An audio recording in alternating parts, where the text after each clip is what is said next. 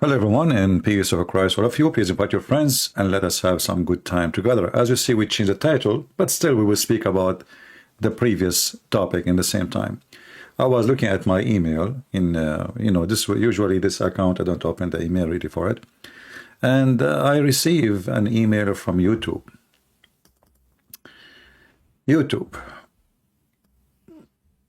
The email saying, "Hi, Christian Prince. We have received legal complaint from the government entity regarding your content. After review, the following content has blocked from view on YouTube countryside. Video, my free gift for 1.3 billion Indian, the deception of Allah. Link in the info. And this content has been blocked from view on the following YouTube country, Pakistan. Victory." You see, they think this is how stupid they are. I mean, we have a country, it's called Pakistan, and they have nuke. They have what? They have nuke. They are afraid of my book. You know, if Islam is really a strong religion and the Quran is a miracle, it's amazing. Even a pimp convert to Islam.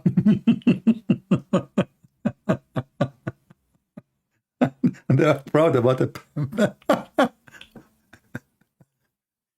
This is not the first time, not the second time, not the third time, not the fourth time. I mean, this government of Pakistan, they have, people, they have no place to sleep in. They have a flood, the country bankrupt. They have, trillions of dollars in debt. They have war with India. They don't know what to do. They have no jobs. People, they have no electricity, no water, no clean water. Villages have no schools. But the government of Pakistan, they are worried about my book. No, this is, I received many before. If I search the word Pakistan in my email, I will find tons of those. But this is what it's important about what we do. You see, this is why I'm very thankful for the ones who I do not know. They translated my book into foreign languages, all of them. And we gave them for free.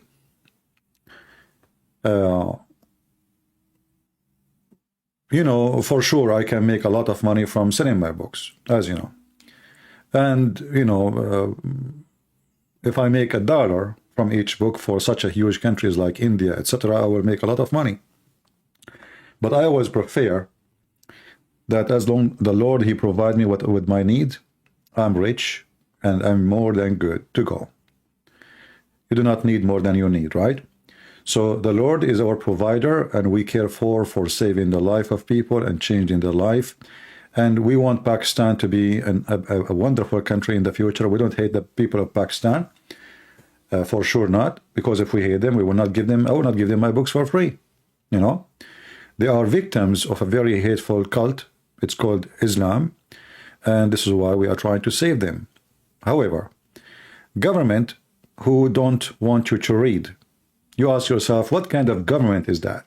The Muslim, they quote for you a false hadith. They say, the Prophet, he said, seek knowledge even in China, which is very funny statement. Muslims, they say, when their Prophet himself do not know how to read Arabic, and he do not need to go to China to learn it, he just go and ask his uncle to teach him how to read.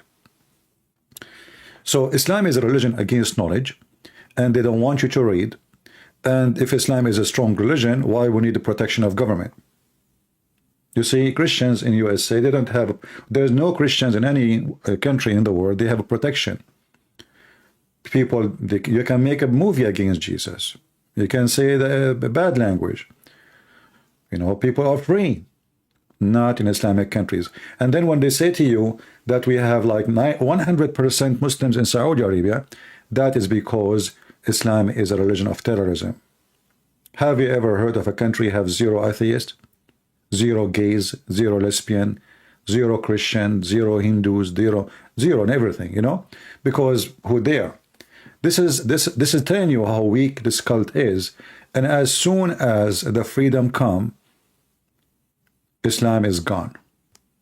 And this is what we see in the Middle East. What we see today in the Middle East, we have just people closing themselves as Muslims, like Mimi Hijab. He claimed to be a Muslim, and he claimed he defend Islam, right? But in reality, he practiced nothing of Islam. What he practiced of Islam? Nothing. Not a single thing from the Islamic law he followed. And the Muslim is the one who practiced the law, not the ritual. You see, Muhammad, he said, the hyena, Muhammad, he said, that there's things you need to do in order to be a Muslim.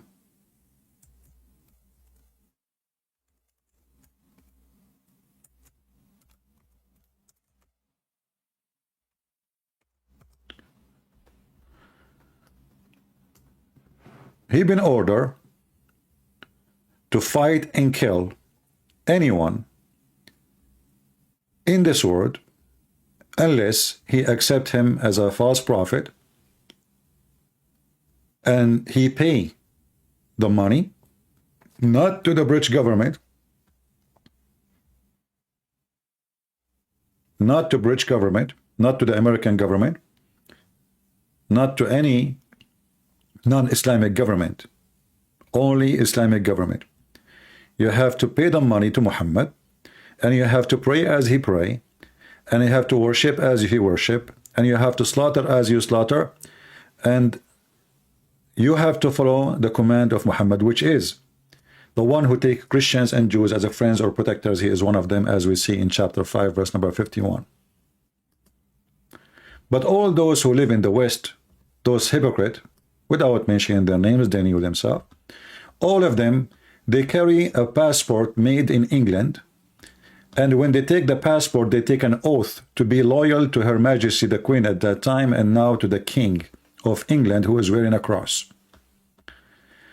O who you believe, take not the Jews and the Christians as your friends or protectors. They are but friends and protectors for each other, and he amongst you that turns them to them for friendship is of them. So all those Mimi, Susu, Dudu, Nunu, all of them, according to Islam, they are ex-Muslims. This is how hypocrite they are. Like right now, Biden, he is meeting with the president of Indonesia, and the president of Indonesia, they have a center for the CIA in Indonesia, and they share a lot of information about terrorism with USA, and they are subdued to America in many ways, and they depend on a lot of help from the American. Same as Emirat, Bahrain, Qatar, Kuwait, they claim that they have a state really, but in reality, they don't have a state. As an example now, the Crown Prince of Saudi Arabia is trying to be more close to the Chinese. He want to be living like an egg, and the Chinese a chicken, or the rooster. So they always have to be a chicken of somebody, otherwise they have no eggs, and their eggs cannot be hatched. So who is the Muslim left in this world? Zero. None of them is a Muslim. However, if a book is making you have fear, and this is my book, that should encourage everybody to get my books. And I'm talking about people in Pakistan, in India, those who speak Urdu or whatever language. Get my books. We have a long list of them for free. Read, my friend, educate yourself, educate your children, and let the world see the truth, and the truth will set you free. And actually, this can be the best advertising for my free books, so people around the world, they can read them, because you need to ask yourself, if this book is nothing, why do they want to ban it? You know what I mean? If this book is stupid, it's nothing, so, you know what I mean? But because this book demolishing the hyena Muhammad, demolishing this filthy cult, this is why they fear people reading it. But do you think in a country like Pakistan, Pakistan, everybody in Pakistan, they go on the internet and do their search illegally. They cannot ban anything. I mean, all of them, they use a proxy software, etc. According to Google, number one country in the world, they search for sex with donkey is Pakistan. Rape is Pakistan. So, and the funny is, Pakistan, they are banning my book, but not Sex with Donkey. I mean, how Muslim they search for Sex with Donkey in Pakistan? It's okay for the government of Pakistan, but my book is a problem for them. What is the problem? So here we see that fear have a reason. The fear have a reason. In front of us, we have two idiots who they claim that they are Muslims, but in reality, none of them is a Muslim. Where are those people? I mean, look at Turkey, Erdogan, who he claimed to be the Islamic leader. But the biggest center for the CIA and the Mossad in the world is located in Turkey. Turkey is #1 country import steel to the Israeli so they can make their weapon, so they can fight the Arab. #1 importers for steel. Erdogan, not long ago, he announced a new era with the Israeli, and they want to encourage Israeli businessmen to come to Turkey. Erdogan, he never closed one nightclub. Just go right now and search for nightlife in Turkey, and you will see what I'm talking about. So all of them, I mean, this guy now, Imran Khan, is not a prime minister anymore, but I think the ban of my book happened because this is an old email, I guess. Let me see what the date. Let me check.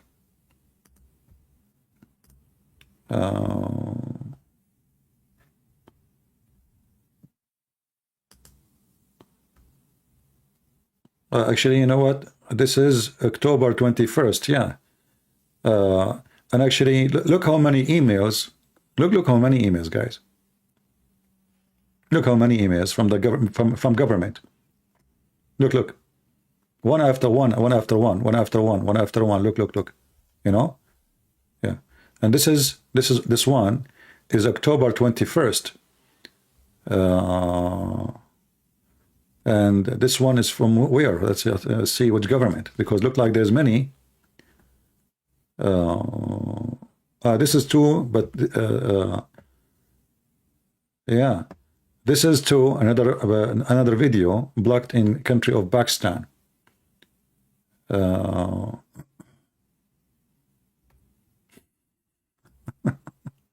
how many videos. Another one. Let us debate Prophet Muhammad ethic, Pakistan. Look at this one.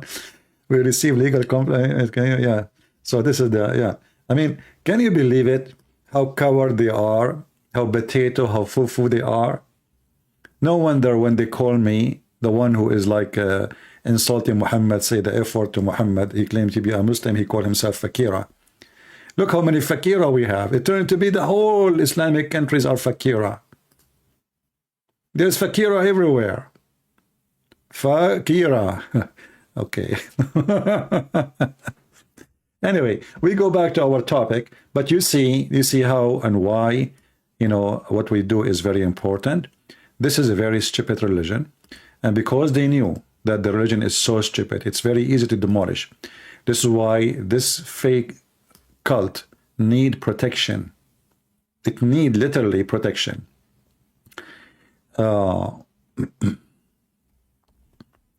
Yeah, actually, I wish that millions of people in Pakistan, they will go and they have signs against me. That will be my dream come true. I challenge them. That will be so beautiful. Will be the best advertising.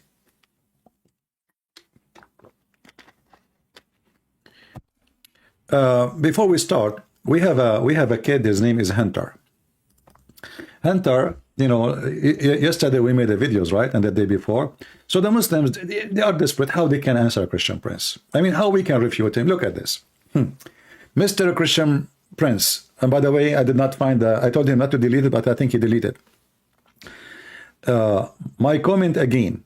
Isaiah 7:20, your biblical God will shave your private part with a razor blade.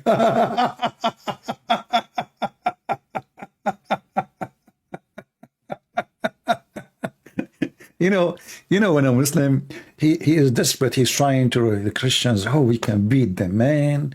I mean, we can. Come on, This guy, he showed us the Prophet received pupu, received Al-Fatiha when he was doing pupu. The Prophet, he cannot have sex with his wife. Allah sent him dish of shish kebab. The Prophet, even he was shaving. Abdul, do you want to talk about shaving private part? Do you know that your private prophet used to use sugar to shave his body hair? And this verse you are talking about, you idiot. This is not shaving private part.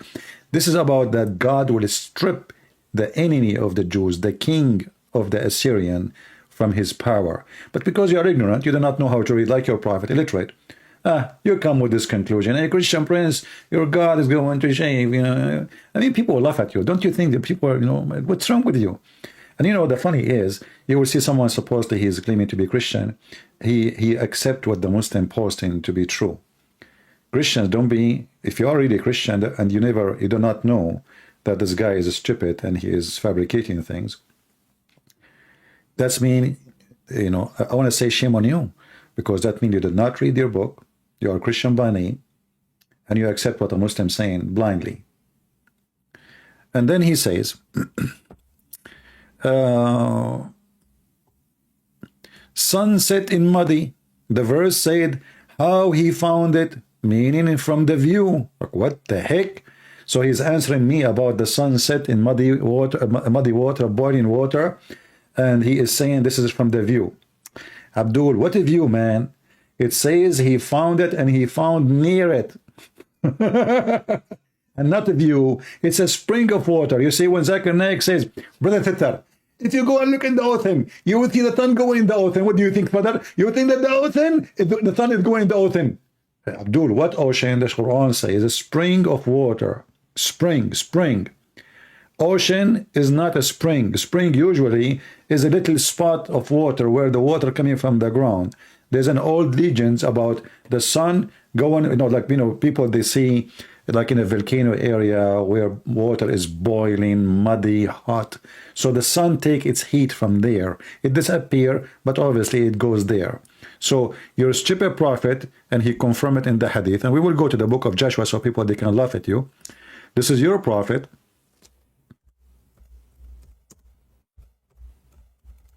When a Muslim, they try to cover up by the duct tape of their prophet's stupidity, he says, this is from the point of view of Zulqarnain. Where is the word point of view? And how is stupid even to say so? Because if Allah reporting for us what happened to someone thousands of years ago, and then he says he found it, he say he thought, he said he found it. Look like your God, Allah do not know how to speak Arabic. And then you have your prophet getting you busted. Here we go. This is the hadith, and this is sahih. Not only sahih, it's sahih in chain. Sahihul isnad. There's nothing wrong with it. I was sitting behind the messenger of Allah, S-A-W-S-S, which means screwed up, who was riding a donkey while the sun was setting. He asked, do you know where this is set? I replied, Allah and his apostle know best. And then he said, it's set in a spring of boiling water. Takbir. So what a view, idiot. This is a view too? This is the view? Muhammad is in Mecca, and now he viewed the sun setting in murky water. But he is not next to the ocean. And the Quran says spring of water. So, you know, people laugh at you. And then he says, in the book of Joshua,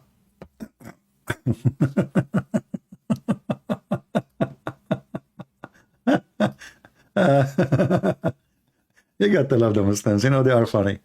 Oh boy. Where is the other one? Hold on. I'm trying to find the other one. Yeah, okay.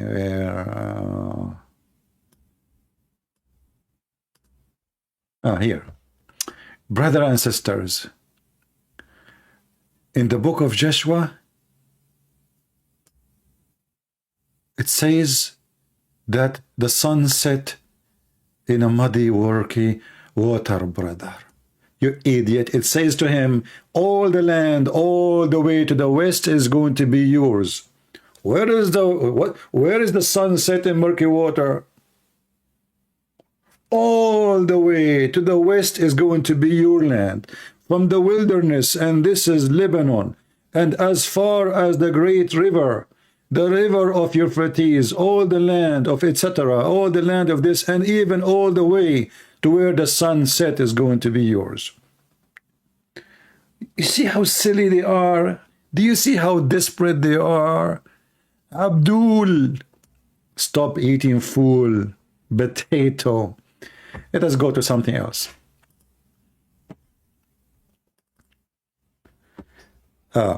Here, this one, he said,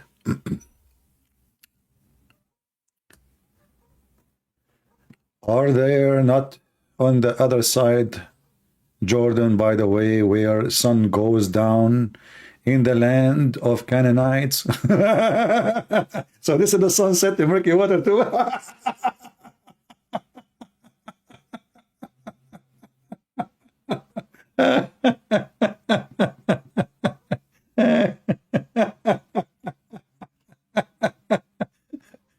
You know, I mean, they are so desperate. They are like anything, anywhere it says like the sun goes down, that's the sunset and murky water. Like, but there is no water, there's no murky. It's about the sunset, the set go down.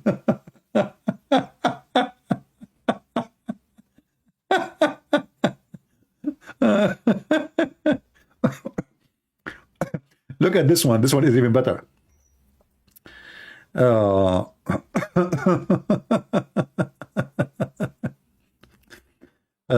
You are not even a threat to hijab. You cannot even stand ultimate fart. My friend, I am the one who called your potato hijab, and he is the one who hang up on me 7 times in less than 10 minutes, and he is the one who run away. So your potato hijab got busted by me with no mercy, you know. And even not only that, when this coward, he decided to frame me, he said the Christian prince, sexual predator, he is asking a woman to take off her panty. I was showing her prophet quotation, and I said to him, when I called him, I was quoting your filthy prophet. He hang up on me, the coward son of Muta. So what hijab? He don't dare to take a call from me. I'm the one who called him. Go check it out, potato. What hijab? An ultimate fart is the one who says the MF word to your prophet just 2 days ago. Go watch the video, it's still there. We did not even take it down. He gave me an example how his prophet disobey Allah. And he said to me, there's a bigger brother and there's a younger brother. And the younger brother, he did something wrong. So the bigger brother, he said to him, he's talking about Allah, turn to Muhammad, chapter of At-Tahrim 66, what's wrong? What you did is wrong. So he said to him, you mother F, I don't want to say the word, to your prophet. This is the guy you are talking about, and this is the guy who accepts Rashad Khalifa as a messenger of Allah, and he is the one who accepts the Quran to be corrupted, and he is the one who called the Arab MF2, which means your prophet is MF. At least it choose somebody. All of you are potatoes, and the proof is the following. None of you dare to call me except this guy, because he's mentally ill. Already he called his prophet the F word. Already he accepted the Quran to be corrupted. Already we got him busted. He didn't accept hadith. But when we asked him what is the name of the prophet wife, he said Aisha. What his father's name? He said Abdullah. We asked him where he got this from. He said from the books of history. So at least get me someone you can be proud about. Oh, potato. All of you are potatoes. And here we go. I'm going to prove that all of you are potatoes. You know, I allowed this guy actually to call me thousands of times. You know, we have tons of videos of him, right? If he could not make it in the first video, second video, 7 videos, 8 videos, 10 calls, 100 calls, he will make it now. So, you know, we have enough of his dirt. He's very filthy. His mouth is very filthy. But anyway, I'm so glad, like last time when he called, he gave the F4 to his prophet. That wasn't expected, really. If I say it, that would be rude of me. But a Muslim saying it, that's wonderful. All right. If there is any Muslim, my Skype is open. Only Muslim, please. And, you know, Muslims always, when they try to speak and talk about the Bible, we find what they say is laughable. Look at this guy as an example. The same guy, his name is Hunter. He says, respond to Christian Prince. According to the Bible, God said, I have man, human, image, Genesis 1:26. You stupid idiot. We Christian, aren't we the Christians who believe that God have an image of a man? What's wrong with you? So he's counting for me. Not only that, let me show you, you stupid prophet, quoting the Old Testament, word by word. The same exact verses you quote for me, your prophet, he quote and put it in his book. And then the Muslim, they try to fix it. They say this is not what he meant. Here we go. The Messenger of Allah reported, when any of you fight, he must avoid the face of God, for God, for the face, for God created Adam in his own image. So the same verses you are quoting me from the Old Testament, Muhammad is quoting, and obviously you Muslims are a fraud. So in one hand you say Allah is not a man, in the other hand you say, okay, Muhammad is quoting from the Old Testament, saying that God created Adam in his image. If I go right now,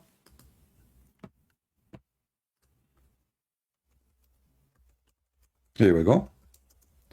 God created Adam on his own image.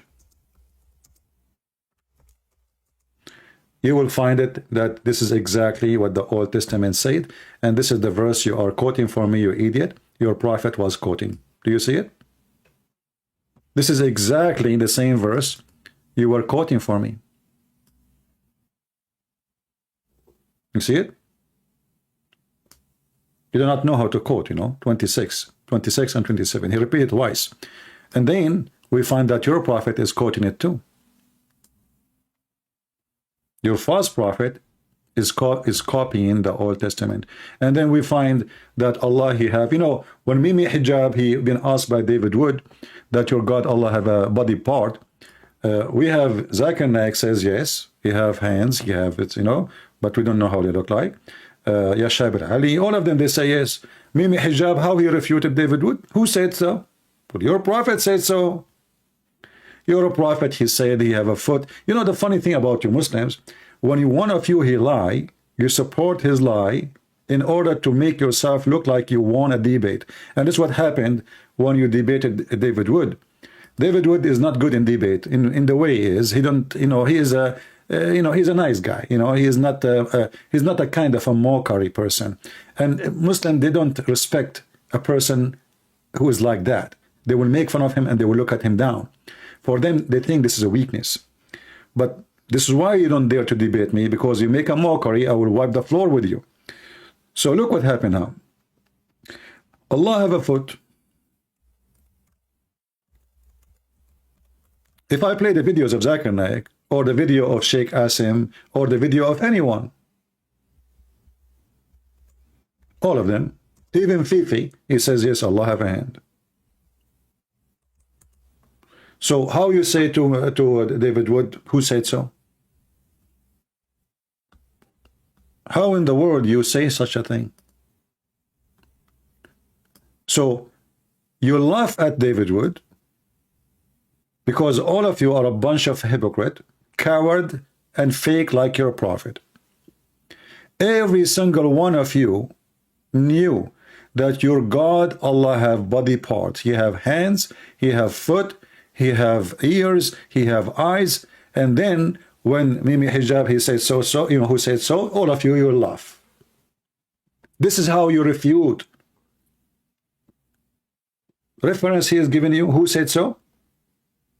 Muhammad says so. So if such a person, his name is Mimi Hijab, he will not make, if he respect his prophet, he will not even, if he respect himself, he will not say such a statement. But because he's a street boy. And this is the fault of David Wood. This is why I don't like David Wood debating Muslims, because he brings street boys and make them famous. For me, I don't consider me talking to someone as a debate. It just, wiping the floor with them. I'm not debating them. None of you dare to debate me. I don't have a debate in any way with anyone, because none of you dare. A debate, have to have it between people who have knowledge, and none of you have a knowledge. And if Mimi Hijab have knowledge that his God Allah have a body part, and he said who said so, that means he's a liar. If you do not have knowledge, that means he is stupid, and you put him in the stage for what? In either way, you supported him because you are a hypocrite. None of you. How come all those Muslims who make videos against me didn't say, hey, Mimi Hijab, shame on you, brother, to say Allah have no body parts? But if we go right now and search in YouTube, we will find tons of videos made by Muslims saying, yes, Allah have body parts. Right? If I go right now, if I go right now to YouTube and I type Allah have body part, Allah has, let's say, Allah has hand. We will not play a video of somebody is a Christian.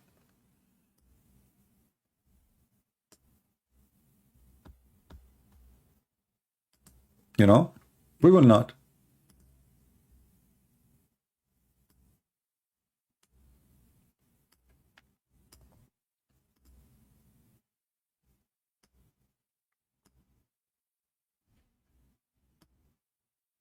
So here is somebody is asking Sheikh Asim how we can refute, how to refute people of innovation who accuse us of giving Allah figures, hands, feet, etc. So here your Sheikh saying to them, will he have Allah? He said that. So if you have little dignity, you will not side with somebody changing the nature of Allah to something is not true, just to win an argument. You see, if somebody say a lie and he's a Christian, if somebody is making a debate with Muslims and he changed the nature of Jesus, he denied that Jesus was 100 man and 100 God, we will make a video against him for his teaching false teaching. You Muslims, you side with any evil person, even if he is corrupting the teaching of your religion, just to win an argument. Fakely, but later people, they watch my video, because after the debate I made many videos about that debate and people die laughing at your lies. And that's why Mimi Hijab got so upset from me and supposed he would debate me, but he refused to debate. The coward, he did not debate me. Did you say that? Hang up on him. Did you say that? Hang up on him, because he was very much intimidated. He brought 5, 6 Muslims sitting with him in the room, and Ali Dawa, his girlfriend, next to him, and I did not even ask a question. This is how terrified you are, my friend. And do Allah have hands? Do Allah have a shin? The answer, yes. And this is the website of Sheikh Asim. We give him a credit for his video, and you can listen to it all. A leg. يوم يكشف عن a leg. That he has a shin. A leg. That he has a shin. A leg. If I play the video, all of it, you will die laughing. So, in one hand, the Muslims, when they debate Christians, they deny the nature of their God, the look of their God, that Allah have a shin, Allah have a hands, Allah have 5 fingers, Allah have a foot. But we have million videos in YouTube made by the Muslim sheikhs, and they are Muslim Sunni, like Mimi Hijab. So, my friend, this is a proof one thing, that Muslims are not decent to believe in what they say. They lie. They lie. Is that correct, guys? You see, this guy is not a Shia. This guy is not a Shia. This guy is a Muslim Sunni like Mimi Hijab. So, why all of them, they say Allah have leg, he have a hand, he have a shin, but in the debate with David Wood, they deny, he says, who said so? Just ask yourself why. It's a mockery. It's dishonesty. And this is what happened when you have a street boy on the stage. And he knew that every Muslim will support him, even though every Muslim knew that he is lying. For this is the nature of the devil. The devil have one nature. He is the father of all lies. And those are his babies.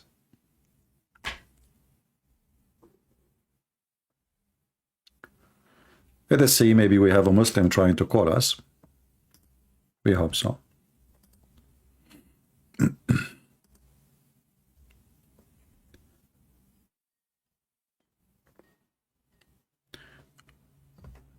Your stars, obviously, they cannot save you, my friend. Hello? The only one who called us is Fakira. She changed her gender. Hello? Hello? Bonjour, Fakira. Fakira? Fakira, now she is speaking as a girl. She is a gay. And now she is speaking to me in French. Fakira. I can't believe it that this guy, he spoke to me as a homosexual, speaking like a girl. Hello, how are you? Yeah, what's your name? Fakira. Like, what the heck? I mean, can you believe it?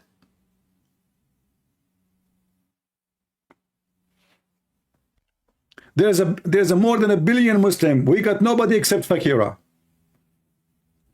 who don't accept any tafsir, any hadith. He don't even accept the Quran we have in the screen in front of us. We accept only the Quran of Rashad Khalifa. We got Fakira. I could not believe it that he changed his voice to speak like a girl. Fakira. And then he called me again. He called himself Helen. Like, what the heck? I look at the Muslim, like, this is a Muslim name. Her name, he is a guy. His name is Helen. All right. Yeah, anyone will say the F word, we will block you. Be careful. So do we have any Muslim, really, any brave Muslim would like to call us and tell us anything good about Islam? We accept all. We don't want to hear anything bad about Islam. Only good things. Only good things.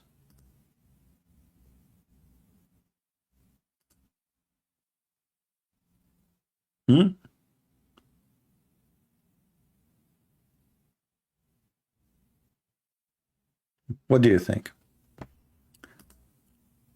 Don't tell me anything except the good things.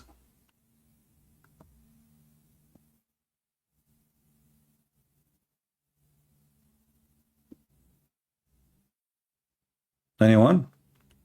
For me, I always appreciate the honesty of Muslims.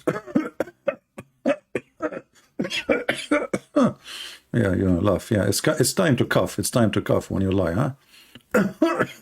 The honesty of Muslims. Yeah.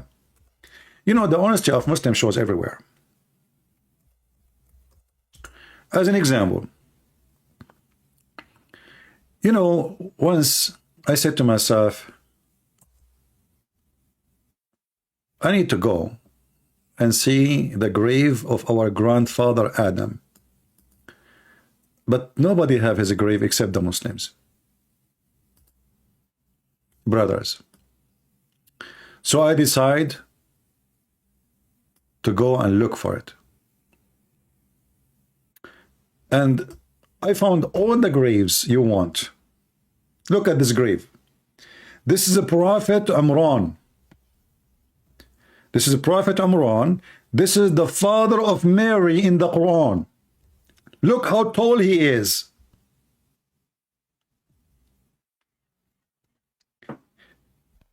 This guy in his time looked like he was born in the Subway sandwich time. I mean, they don't know how to lie. Even the grave is like, what the heck is that? This is the grave of the father of Mary, and this is the grandfather of Jesus, supposedly. Brother, don't you think it's too short? I mean, this religion, their lies is so long.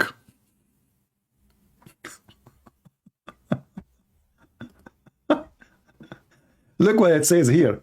Prophet show the tomb of a Prophet Imran in Oman. Prophet Imran, the father of Mary, he died in Oman.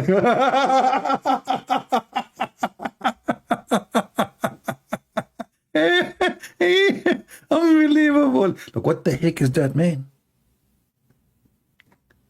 What happened? He was looking for oil there? So the father of Mary, and by the way, how in the world Imran became the father of Mary? Imran is the father of Moses. Umran. You don't, even Muhammad do not know how to quote the name correctly. Because the Quran says that Umran, which is the father of Moses, is the same father, is the same person, the father of Mary. That's why the Quran says to Mary, "O sister of Aaron." This is why the chapter in the Quran speaking about Moses and Mary, etc., is called the chapter of Ali Umran, which means the family of Umran, because all of them, they are family. Brother, history can be taken only from the honest ones, and the honest ones around the world is the government of Pakistan, or the government of Oman, or the government of Saudi Arabia, and the Muslims around the world. You know, they have a grave for, look at this. This is Adam and Eve grave, brother. This is a grave of Adam.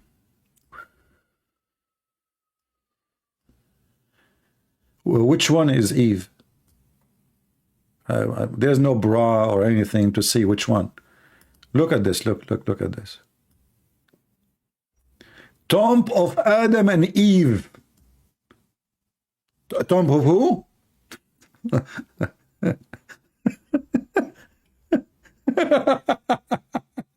Listen. Tomb of who? Adam and Eve? I mean...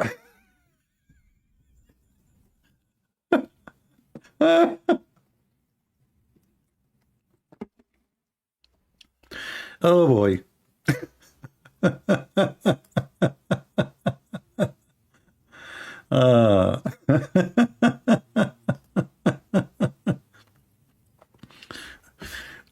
Oh boy. And look, guys,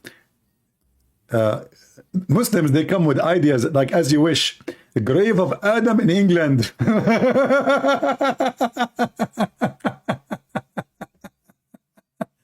Look at this one. This is a different one.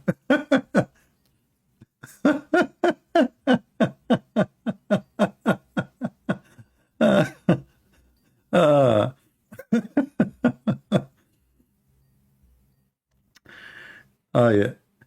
Look, Prophet Adam, he have a grave in many places. Look, this one is different one. It says here, the grave of Prophet Adam, it's almost 130 feet, brother. Me. This is a Prophet Adam, 130 feet, brother. That's so good. But the picture says before this, the same grave or different grave for the Prophet Umran. I mean, they didn't know how to lie. I mean, those Muslims. Oh boy.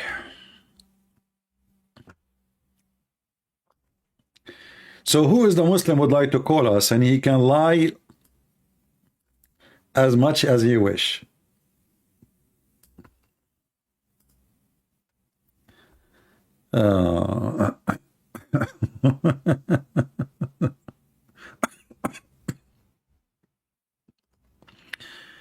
The only one when I talk to us is Fakira.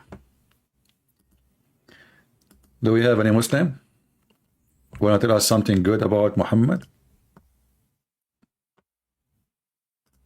Any Muslim would like to call us and tell us something good about his prophet, the best prophet in the world, the most amazing,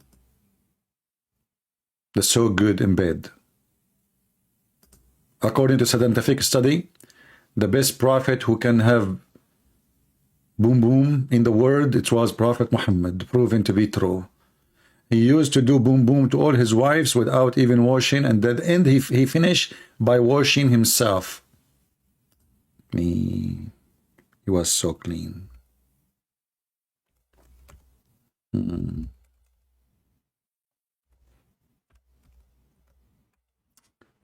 know, I mean, when somebody speak about prophet, you expect him to talk about how decent he is, how much he fast, but how much he man, that is telling you what kind of a quality is the people who he came to.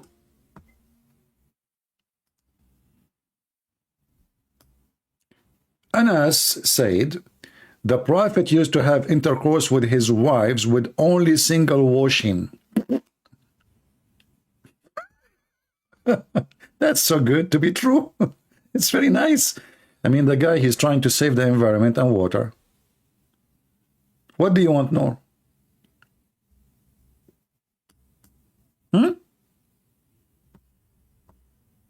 He goes sleep with all his wives. And then after he finish all of them, he take one wash. How many a night? How many women? Look. The Prophet used to visit all his wives in one night, and he had nine women in one night. Somebody saying why you are calling me. What you are saying to me confusing. Okay, let me block you. Why you are calling me? Why you text me? Stupid. A Muslim is texting me and he is saying to me, you are confusing people. And then when I call the Muslims, he says, why you are calling me? Okay. He play victim. Me. The Prophet used to pass by, between two brackets, have sexual relation with all his wife in one night. Oof. And at that time, he had 9 wives. At one night. What the heck is that? This is at night time. When Muhammad he pray, when he talked to Allah, when he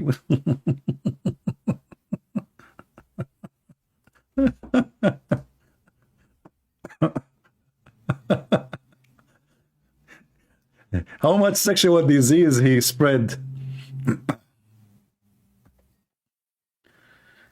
Anyway, do we have any Muslim who tell us something good about his prophet? Besides that he was so good in bed, and later we find that if he was not, the prophet, he don't even have sex with his wives.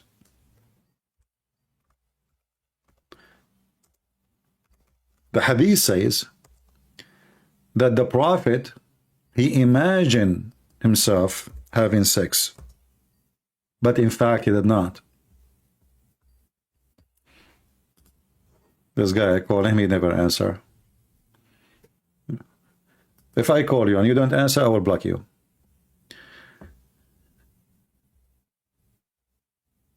Aisha, she said, the Prophet continued for such and such period, imagining that he had sexual relationship with his wives. In fact, he did not. Did you see it?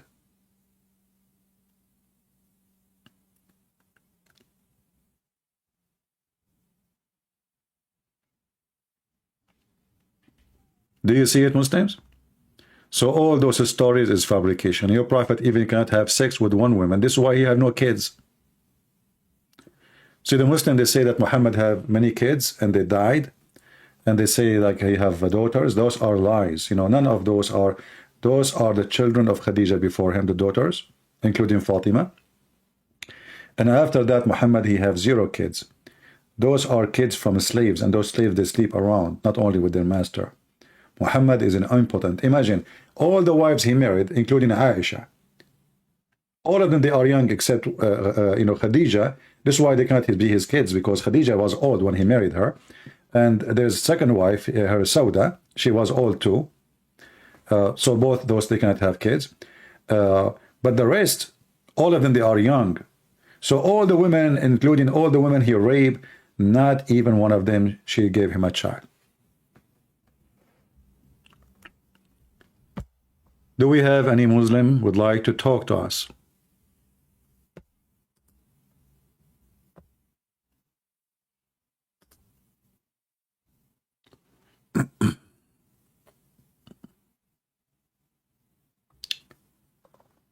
When you take a Christian course, well, you will hear if I'm taking Christian course, my friend. Did I say Christian, you can call me? I did not say that, so don't text me. Anyone text me in Skype, I will block you, my friend, unless there's a reason. If I say Christians call me, then you can call me. Did I say Christian can call me? No, I'm saying Muslims. Who is a Muslim would like to call me? By the way, I imagine myself that I have sex with all my wives. And then when I woke up in the morning, I found that I was holding the Quran.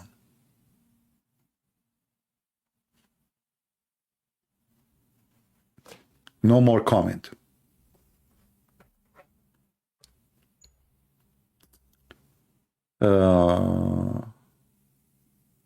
Don't use bad language, my friend. Even YouTube will not allow your language to come through. Don't use bad language. Do we have any Muslim here? Would like to call us? Mayday, mayday, mayday. You know, I like really, to be honest with you, I like long graves. But what I don't understand, why the grave is so long, but it's so narrow. I mean, how, I mean, he look weird, this Adam. He looks so tall, but he is so thin. Is that normal? I mean, our forefather Adam, he was in diet. Let us see Prophet Musa's grave. Hold on, I will search for Prophet Musa's.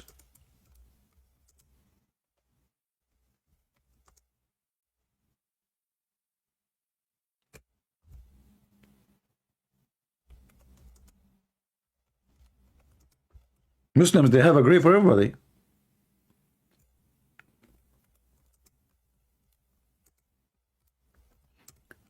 Okay, we are not typing in English. Come on, we switch to English and type in Arabic. We switch in Arabic and type in English. Okay.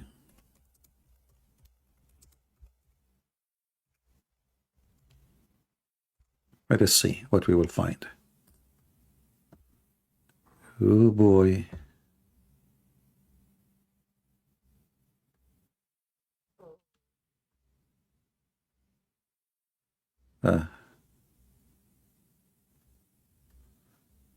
I look, this is, oh, look, brother. They have,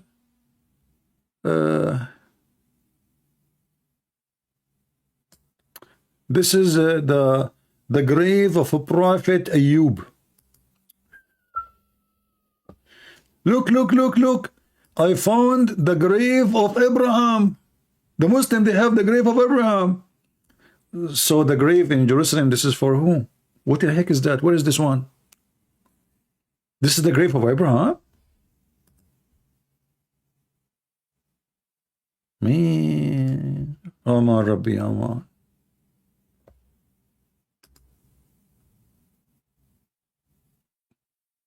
Do we have any Muslim have anything to say?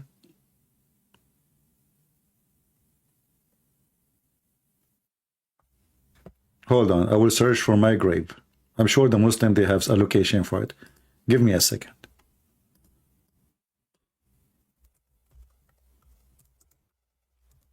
I mean, those people, they lie about everything.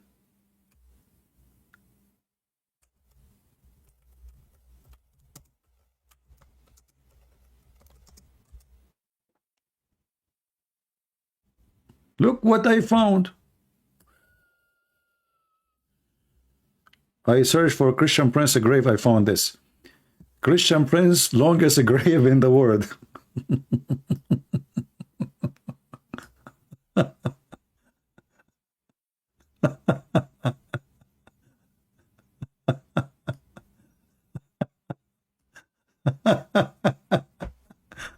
Oh boy.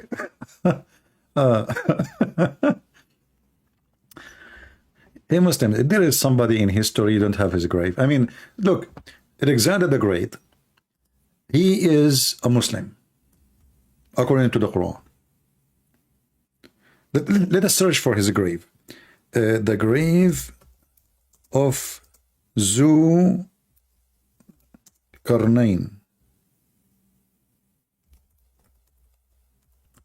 Let us see if we will find, if we find for him a grave or not. The grave of Dhul Qarnayn, the grave of Dhul Qarnayn.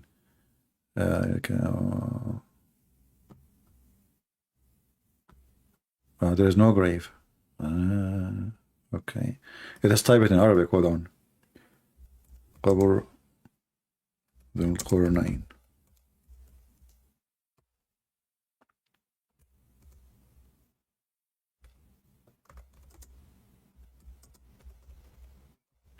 Nothing.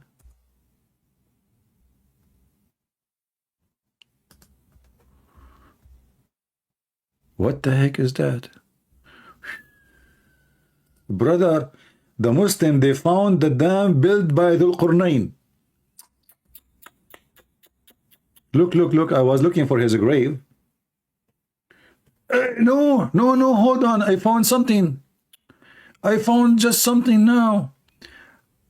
Scientists, they discover the face of Dhul Qurnayn. Look at this. It's YouTube video made by Muslims. Brother, this is Dhul Qurnayn. Look at him.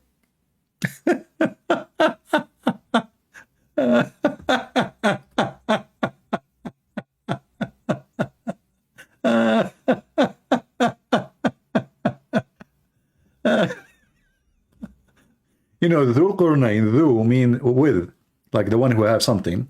Al Qurnayn mean the two horn. So the stupid Muhammad, you know, there is a story written by somebody from Syria, sorry, about it's a fiction story about Alexander the Great. Then the Roman, they used to wear a hat with a horn just to scare the enemy. So you know, he called it such a title. Muhammad, he took it, he put it in the Quran. Oh boy.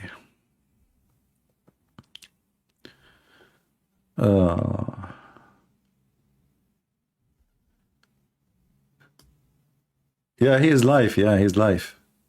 Apa ini Christian Prince live? Aka ini. Yeah, apa ini, yeah. So do we have any Muslim? Until now we have 0 Muslim trying to contact us. The only one trying to contact us is Fakira. Let us see.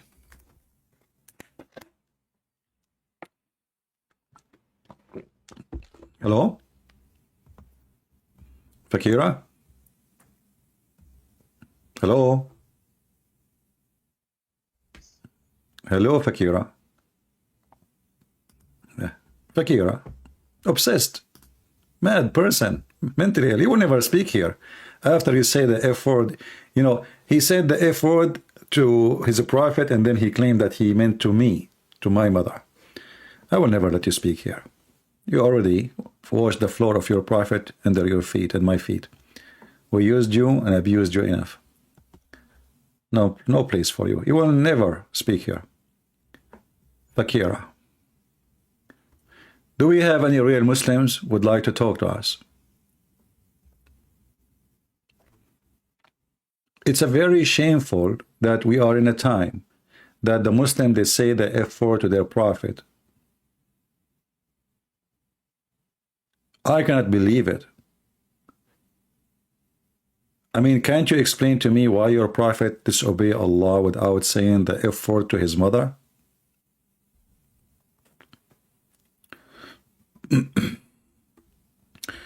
Do we have any brave Muslim who would like to call us?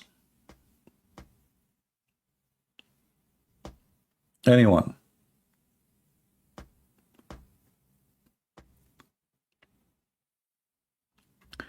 You thought I'm going to take a break? I'm taking a break now. Don't you see Dhul Qurnayn in front of you?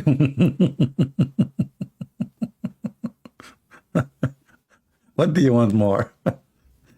That, and look, the Muslim, they found the dam which Dhul Qurnayn he built, brother. Look at this. This is the dam. You know, the funny is about those Muhammadan. Okay, if this is the dam, what is the people of Gog and Magog? What happened? I mean, and you can see like here, they have even Photoshop of this hole, whatever it is. And this is Photoshop. They merged two pictures together. There is no shame. They have no dignity. They lie at each other. They lie to each other. How did Muhammad die? Abdul say he did not get poison. Can you explain how to refute Muslims' answer to this? Well, I do not need to refute the Muslim, my friend. When the Muslims, they say that Muhammad did not die by poison, they are accusing their prophet of being a liar. Because the one who said he died by poison, dying by poison, is Muhammad.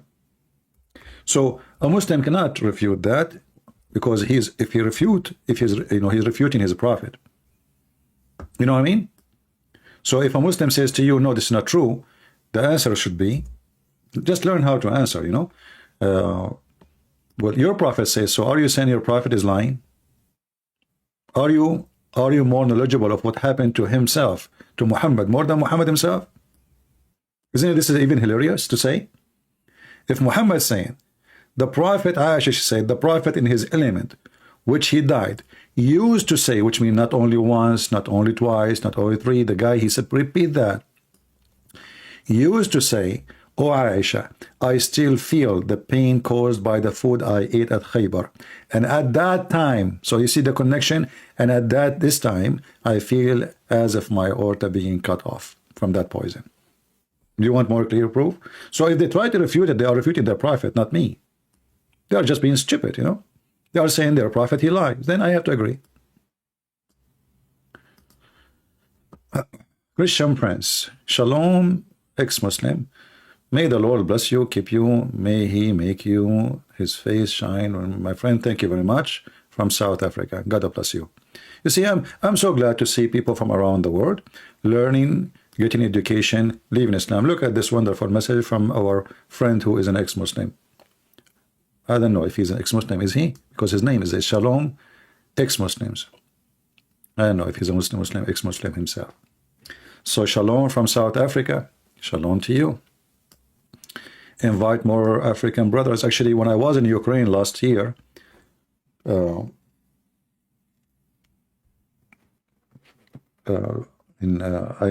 did a seminar. I think it was July. I did a seminar. There was only 3 Ukrainian, and the rest, all of them, they were African student, you know. And some of them even they were ex-Muslims, and you know, those students include you know, boys and girls. They are studying medicine, studying doctors, pharmacies, engineers, very quality people, you know. So we have a very good time. I was supposed to do one-day seminar, you know, like 2 hours, and then I spent the whole night. And then I did the second day because they like it very much. So I did 2 days, as I remember.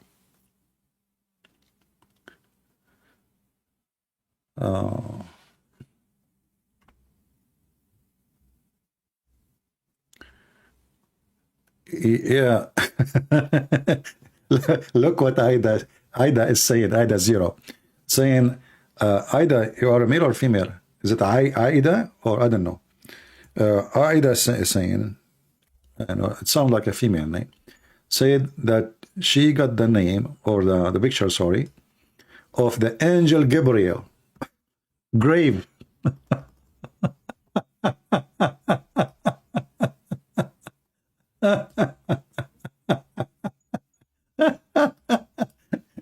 You know, the Muslims are really hilarious.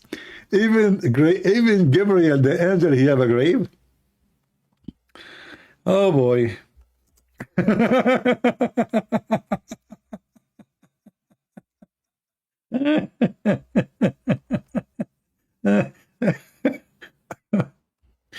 I will die one day here just laughing, you know. But that will be nice. Will be a nice death. Yeah. Yeah, here we go.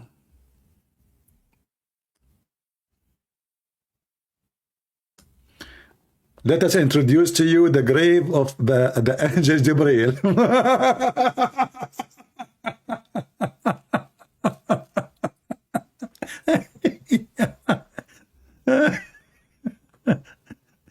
And where? In Iraq. Let me hold on. Let me translate this page. This is in the in Kufa in Iraq. I will translate the page.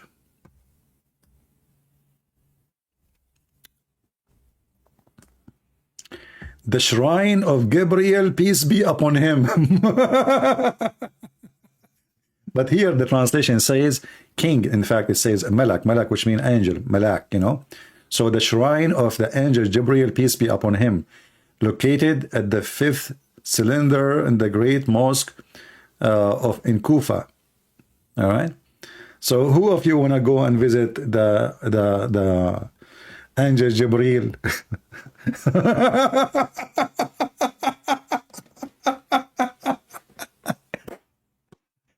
The funny is that Adam, his grave is so long.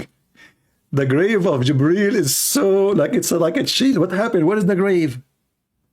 Oh, you know, you forgot, like, he's a bird, you know.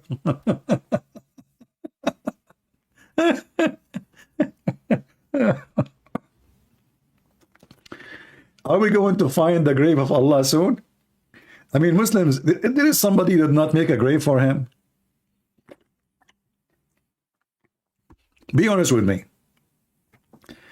If there is one person in this world don't have a grave for him, anyone is famous, anyone, they have a grave for him, and they visit it, and they cry there, and they pray there. And you imagine how many people, they come here and they touch the stones, and, you know, Jibreel alayhi salam, Allahu Akbar, you know, and says here, pray, and bow down, you make two bow here, bow down, twice, please, bow down, you know.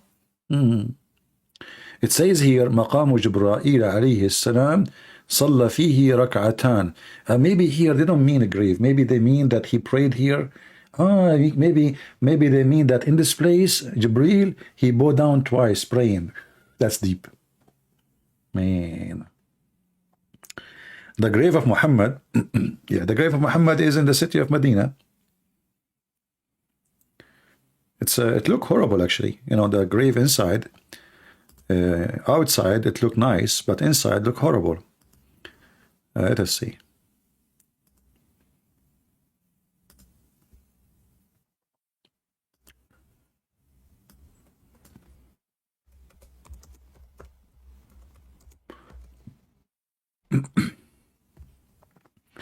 Yeah, you see, in outside,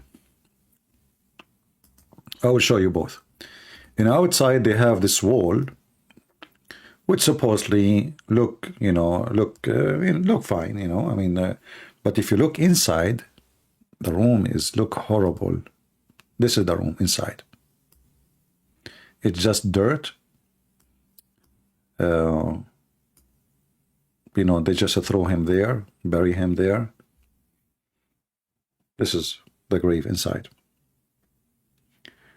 And this picture was taken when they found that the walls inside the grave, the older grave, is collapsing. So they had to open, because there is no door. There is no door for the grave. There's 4 walls. And then, I don't know which caliphate, he made a roof for it. And then since then, nobody opened it. And then one day they found that the wall is collapsing. So they have to fix it. Where is Allah grave? I don't know. How he can die if he doesn't exist? No.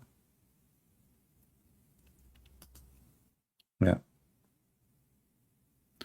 So supposedly where they have the red dot there is the grave of Muhammad.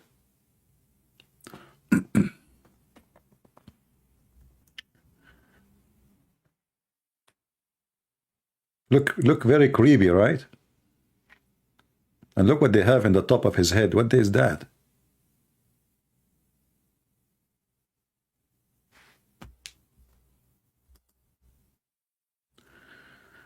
Our sister here saying, you see, I don't have the option to put a comment in the screen as like those programs, but still I prefer the program I'm using because I can zoom more in the chat, in the text, in the like on the screen when we are teaching. The other ones, they don't really do good. That's why I prefer this one. So our sister here, she is saying,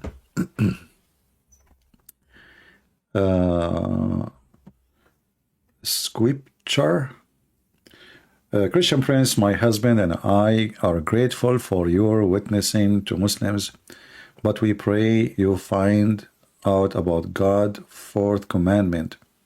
Keep the Sabbath day holy. I mean, you see, you know, this is here you see how some Christians, they have wrong understanding of the Sabbath. When God, he gave the command to the Jews about the Sabbath, because the Jews are very greedy. They love money. And nothing changed. They're still the same. So God, he have to enforce the Sabbath on them. God never enforced Sabbath on Abraham, because Abraham wasn't greedy. And then all the children's until Moses. But when they become so greedy and they are so much into money and they are forcing even their servants to work in all the week, no break. So God, he forced them on Sabbath. So this is why Jesus said, Sabbath was made for the man, not the man was made for Sabbath. And here our sister, she think that she think the same as the Jews think. Because Jesus and the disciples, they work in Sabbath. They heal people in Sabbath. They preach in Sabbath. So she think that Sabbath is the way the Jews, they think, which is very wrong.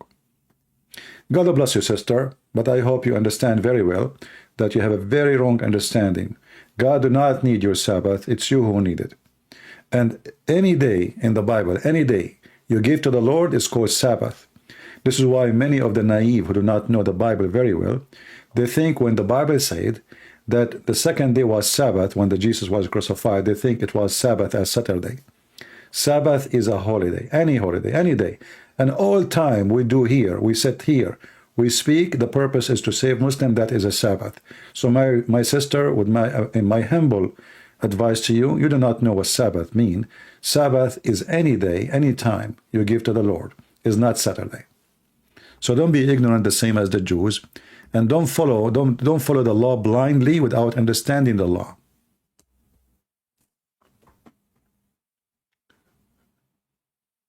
God do not need your Sabbath, and good work is a Sabbath. Any time you do Sabbath, if you go and search in the Bible, you will find the word Sabbath appear many times.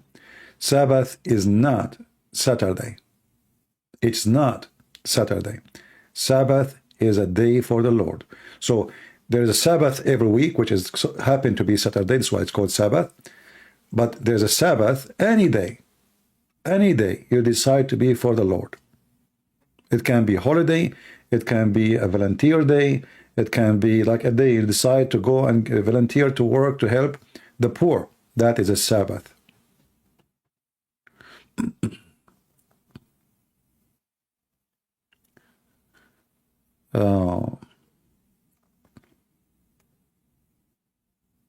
So let's say, if I go with, I do not need to research scripture. I am the person who can search for you. I just gave you the answer. You go and search. Go and search. You do not know what you are talking about.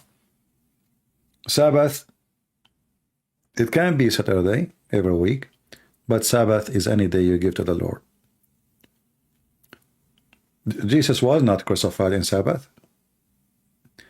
And even some Muslims, they say, some Christians, they think that, how many of you know about the Good Friday? Good Friday, Good Friday, Good Friday. But what people do not know, that's, our timing is not the same as the timing of the Jews. As an example, today, like now, in 2 hours, 3 hours from now, 2 hours, is going to be 12 p.m. Tuesday for me. But for the Jews, it's already Tuesday, because they go by the sunset and the sunrise. So people until now, they think, when they speak about the time, they think about the time we have, the calendar we have. Their calendar is different from our calendar.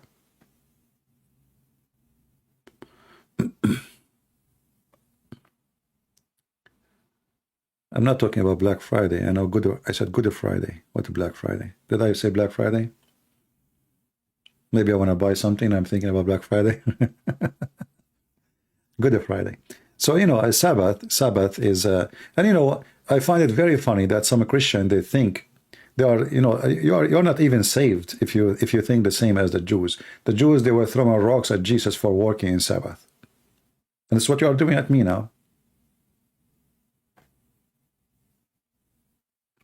Don't you follow your Lord?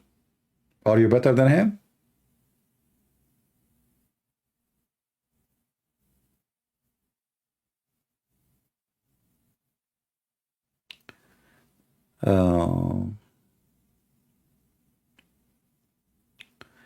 Yeah, Sabbath, mistakenly, Many people, they take anything in a very naive way, you know, without searching. You know, this is how the Jews always, when they speak to Jesus, like when Jesus says, before Abraham I am, they said to him, you are not even 50 years old. So they didn't get it. I mean, what he said, before Abraham I am, they are looking what? They are looking at his age. The same as when Moses, he gave them law. Even like when they practice the law of stoning to death, you know, what they do? They go and they bring a woman, but where is the guy? Where is the court? Where is the judge? That's it. How you found that the woman, she is doing adultery, but you did not find the man? If they, you know, if they like red-handed, they say, the woman, she was practicing. Okay, where is the man? This is exactly how Islam is. Why you having Erdogan in my thumbnail? You know, for fun. I use him as a towel to wash my shoes. Hey, my friend, the shoe of Erdogan. Okay, you know what? I will talk about the shoe of Erdogan. As long you are saying that the shoe of Erdogan is better, have more honor than me. All right? Well, isn't it this is Erdogan? Just yesterday, we heard about the explosion by a Kurdish woman in Taksim Street. Do you know what Taksim Street is? Where all the bars and nightclubs, where Erdogan he goes. So if I go now, Mr. Honor, you see, you Muslims, you worship pimps, and Erdogan is a pimp. If Erdogan is a Muslim president and he established an Islamic state and he keep reciting Quran and he was a sheikh, he was what? He was a sheikh. I will type this in YouTube. Hold on.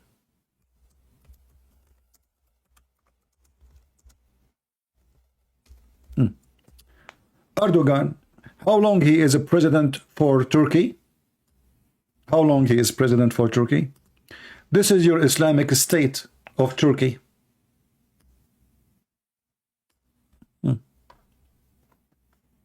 Brother,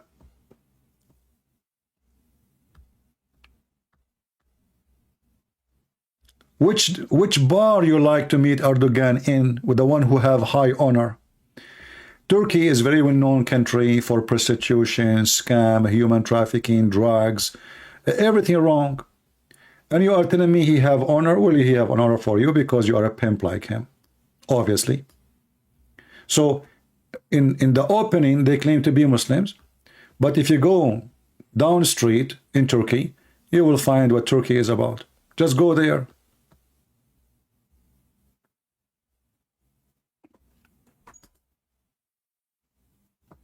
Rumors? It's in front of you. Guys, it's rumors.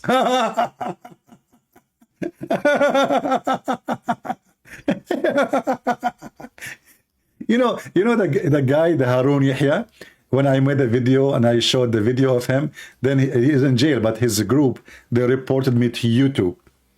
You know? Rumor, where was Erdogan when this guy was his friend and asking people to vote for Erdogan all those years? And all of you Muslims, you start copying his videos and his books about Quran and science.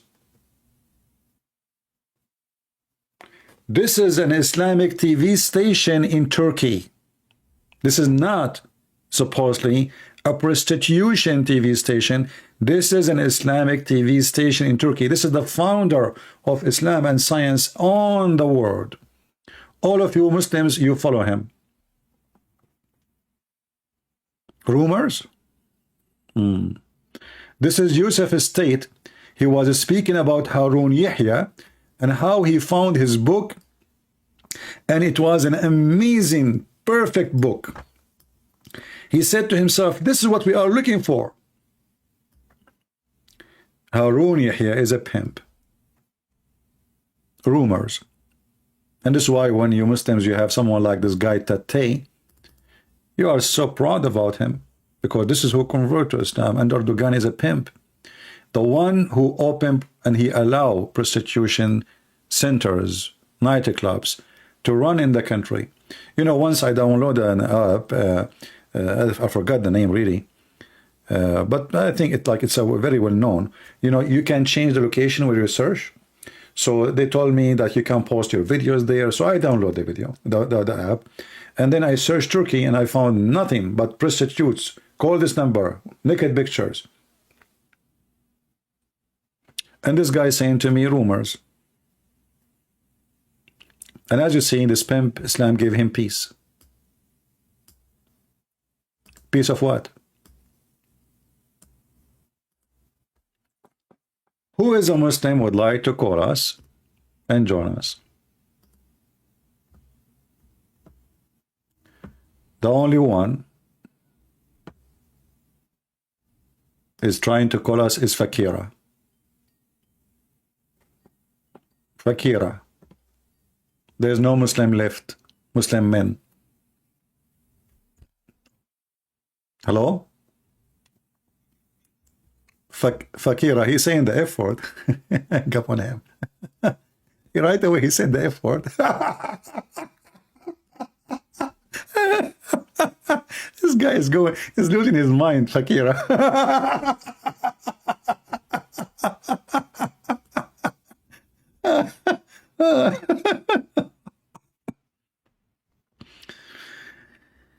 Only one Muslim girl around the world can call me. Her name is Fakira. She is very filthy with her tongue. She say the F word to her prophet because she is very much frustrated. Do we have any brave Muslim besides Fakira? Anyone? Anybody?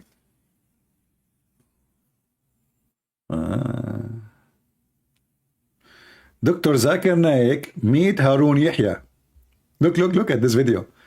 Now if you ask them, they would say, no, I don't care for him. You know, Ahmad Didat, he wrote his name in his book. He wrote even what his study in his book. Ahmad Didat, he wrote even the Rashad Khalifa and all the scammers. I mean, it's a corporation of scammers. And brother, I'm going to change my business. From now on, I'm going to defend Islam, and I will open a da'wah channel in Turkey. And I will hire some girls to promote the da'wah channel. Look at this. Look at my admins and look at those. I mean, even life is not fair, man. Honestly, life is not fair. Look at my admins. I have Sheikh Ahmad with his beard, you know. He looked like Solomon. And look what this guy is doing da'wah. I mean, why my luck is not good? Why?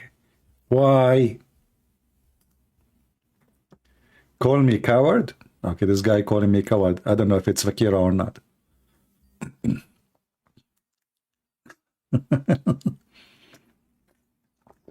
Hello? Yes, I hear you. Are you a Muslim?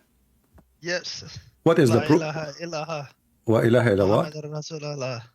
Say it again, please. I'm here to bust you. Okay, so can you say again what you just said?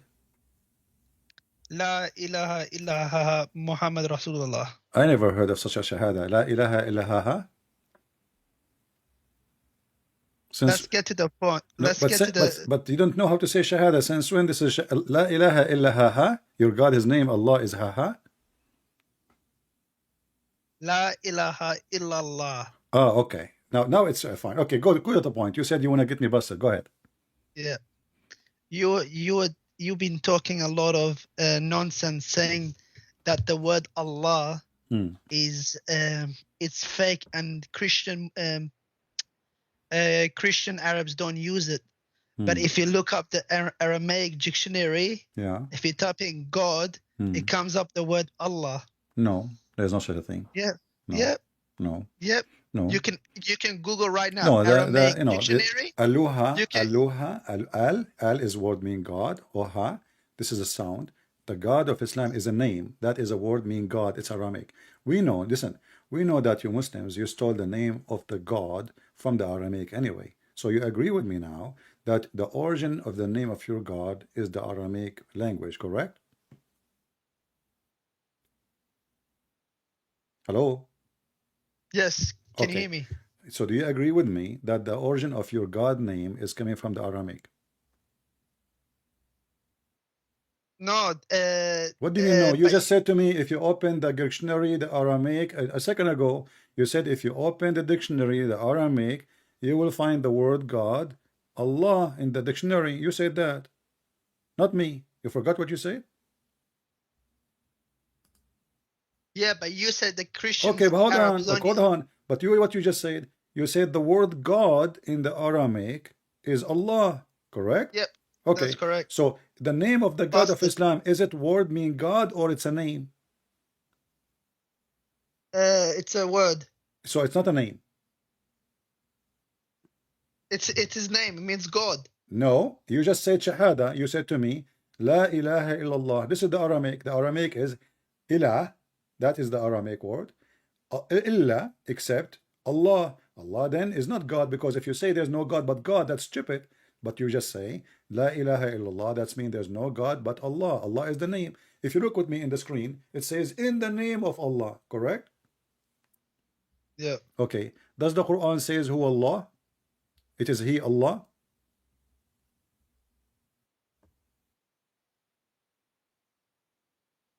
Give me one moment. Why you need one moment for what?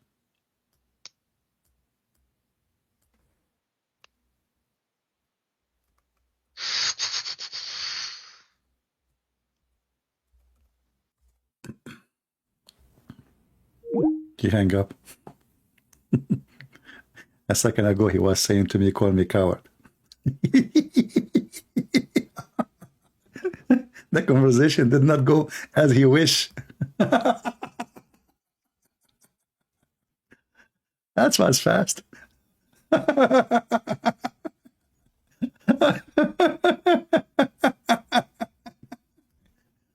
I'm going to get you busted, you coward. Okay? Let us go. Let us get to the cheese. All right? I will get you busted. What do you do? What do you think who you are, man? You have no idea. Yeah, look like this guy is from Iraq, Ahmad Bayati. Yeah. What happened, Ahmad? Let us call you back, man. Where do you go? Where do you go? Where do you go?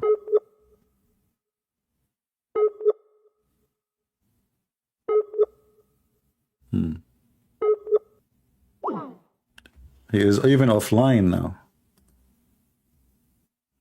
He went offline. Bye-bye.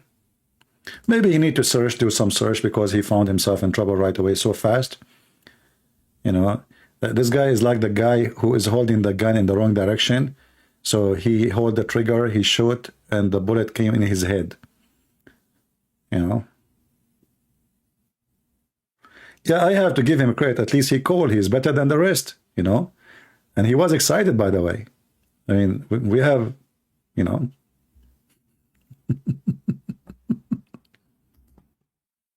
Yeah, we know, we understand, and this is true, that the Muslims, their God name is coming from the Aramaic language. But this is when the Aramaic people, they used to worship the moon god, you know. There's many religion in that territory, many gods, and one of them is the moon god. You know? People who live in hot areas, they worship the moon god. People who live in a cold area, they worship the sun god. And the reason for that, very simple. You know, the moon in the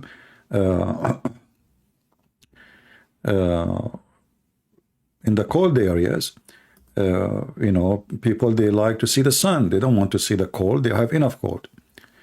But people who live in hot area, they don't want the sun, because the sun is the one who killed their sheep, their grass, you know, even kill them. They need water to live, to survive. But all the Muslims agree that Allah is not a word meaning God. Allah is a name. That's why when they say Shahada, they say there's no God, but Allah. That is Allah, your God. You see, this is the word God. Huh? He's back. He's back.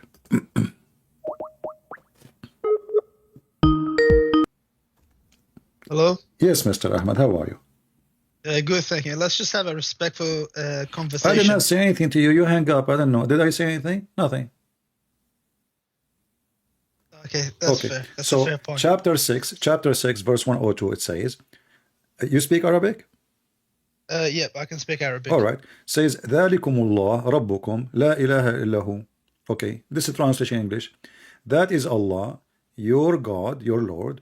There's no God but He. So if the word Allah mean God, then we should say, that is God, your Lord, and there is no God but He. And we should repeat the same word Allah again. But as you see, Allah here is coming as a word. And then the word Rabb, Rabbukum, is the word is your Lord. So Allah is the name, correct? Yep, that's correct. Okay. So Allah is a name, and the name is coming originally from the Aramaic language. But Allah is not really the correct name. If you go to chapter 1, and you can open chapter 1 with me in your Quran, verse number 1 and verse number 2, it says, and you speak Arabic, which will make it very easy. Bismillahir Rahmanir Rahim. Is that correct? It says that in Arabic, verse number Yeah. 1. Okay. But does it say in verse number 2, Alhamdulillahi Rabbil Alameen? Lillahi, correct? Yeah. All right. Li mean two, correct? Do we agree? Yeah. All right. Yeah. What is the second word? Lah. Correct? Yeah. That's your God. And He's a wonderful God. But no, but you know what happened now? Your God, his name is not Allah. Your God is Lah. You agreed. You said yes. So Alhamdulillah. Li is two. Lah is your God. Lah is the moon God. Go search it now in 2 seconds in Google. You will find that Lah is the moon God. So my friend Ahmad, your God is the moon God. His name is Lah, is not Allah. Allah is towards Al in Aramaic, and as long as you agree with me, the origin of the name is coming from the Aramaic. Al as a word mean God. Lah is the word God, you know, or the word which is the name of the God. So the word Al is God, then the name follow Allah, God Lah. Your God is Lah. So how it happened that your God is the same as the God of the pagan who worship the moon? What do you think, Ahmad? My God, can you repeat that phrase again? Repeat that sentence again. Our friend, chapter 1 and verse number 1, verse number 2. No, you said something about pigs and dogs. I didn't say pigs. I said pagans. Oh, Pagans. pagans. Yeah. So Well, how it that's happened that the incorrect. name of your God is the same name of the pagans who worship the moon, Well, show me. the moon God? Show me. Show me if that's actual factual. What I just showed you, this is the true name. If you agreed with me, you forgot. Alhamdulillah. I ask it to you. Li la li mean two. You agree, Kyle? Lu li mean two. Do we agree? Yeah. All right. Li who? Li to Allah. So to la. Alhamdu to la. So if your God is Allah, you don't say Alhamdu to la. You say Alhamdu to Allah. But you did not say Alhamdu to Allah. You say Alhamdu li la. So who is your God? Your God is La. So all your life you pray to the wrong name. You do not know that your God name really is La, not Allah. So if we write it in the screen here, we translate the word, the second verse is going to be the following. Alhamdulillah. Let us type in English. Li, La. Li is a word mean, or letter mean, two. La is the name of your God. So simply your God name is La, and you are a pagan worshipping pagan God. Yeah, if my God is a pagan God, then how come Andrew Tate converted to Islam? How I can what? If my God is a pagan God, then how come Andrew Tate converted to Islam? Alhamdulillah. Andrew Tate. Who is Angel? Who is that person? Who care? Everybody's converting to Islam because they can see the truth now. It's the opposite. If you watch my channel, you will see everybody is leaving Islam, including you. Do you think? Don't you think you will leave Islam today after we finish talking? No. Are you sure? I'm confident. Okay, look at you. I just showed you that your God have a name is La, and how you answer me? This is how confident you are. Right away, you hide behind a woman. Her name is what? I don't know, Janet something. And you say to me, how should he come? I mean, if somebody is stupid, isn't it your prophet? He says women, they have half a brain. So now you are hiding, according to your religion, women, they have half a brain. And you are telling me that a half a brain person converted to Islam. And now this is the proof that Islam is a religion. It's the truth. Why can't you see it? Okay, what the truth? Here we go, your God. Okay, let me ask you. You see, I'm not going to make it difficult for you, Ahmad. You are a nice person and you are welcome. Can you give me a proof? You said to me it's the truth. The truth says, the Quran says, هاتوا ببرهانكم إن كنتم صادقين. Bring me your proof if you are truthful. Do you agree with that? Yeah. All right. Give me the proof that Quran is from God. You see, the one who put the rules is your God.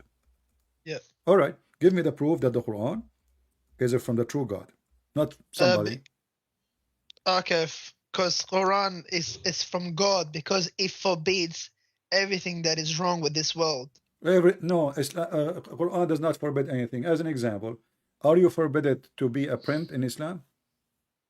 Can I finish? Because Quran forbids drugs, alcohol, fornication. Not true. Not true. Adultery. Not true. It forbids all of these things. Not true. Not true. All of this is false. Do your prophet allow you to do muta?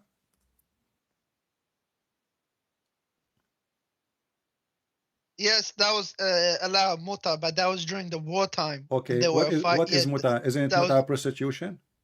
No, it's not prostitution. So what it is? You give like it's like a contract marriage for a period of time. How long? How long? It can be as long as 1 minute or 1 day or 1 year. So guys, it can be as 1 minute or no, not 1 year. This is short. It have to be not more than a few days. So 1 minute, you just said 1 minute. So you give a woman money in return for her to sleep with you, correct? That's why it's called muta. It's sexual muta.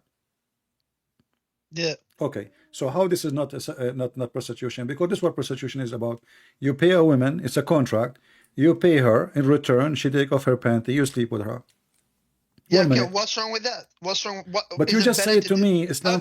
But you just said to me Islam forbid fornication, adultery. But Islam allow fornication. Okay. What about? Okay. Can I finish? Can I finish? But this is halal. This is not zina. Okay, but you just made legalize. You just made legalize the fornication. You are a fornicator.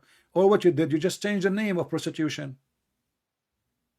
Yeah, but it's from God. It's halal. It's not how zina. It's halal?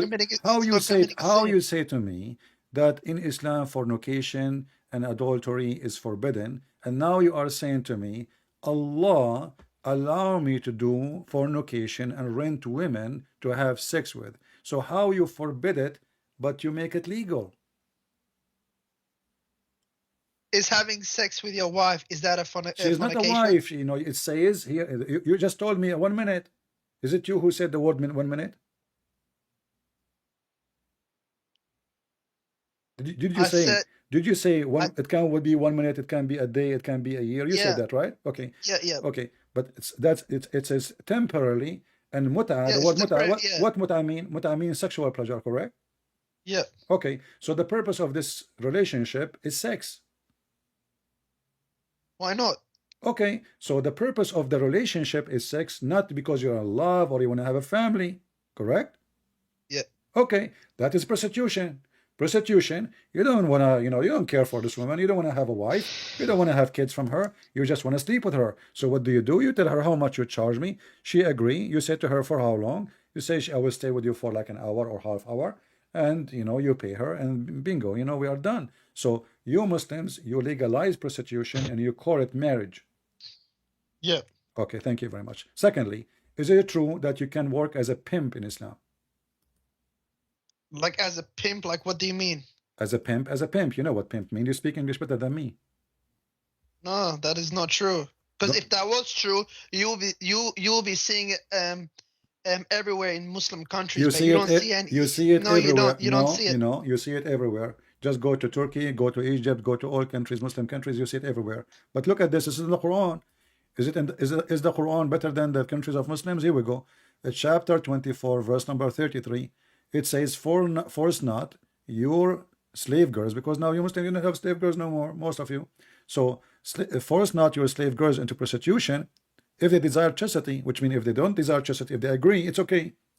If you force them, still it's okay. And if you force them, Allah is merciful. There's no punishment for you or for them. Chapter 24, verse number 33. You can be working as a pimp in Islam. It's in front of you.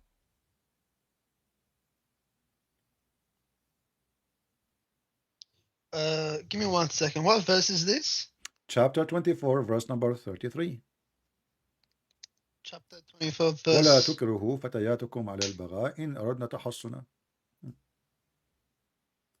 Don't force them to do prostitution if they choose chastity. But if they agree not to be chaste, they like to be hookers, fine, it's fine, very fine. And even if you force them, Allah is all merciful.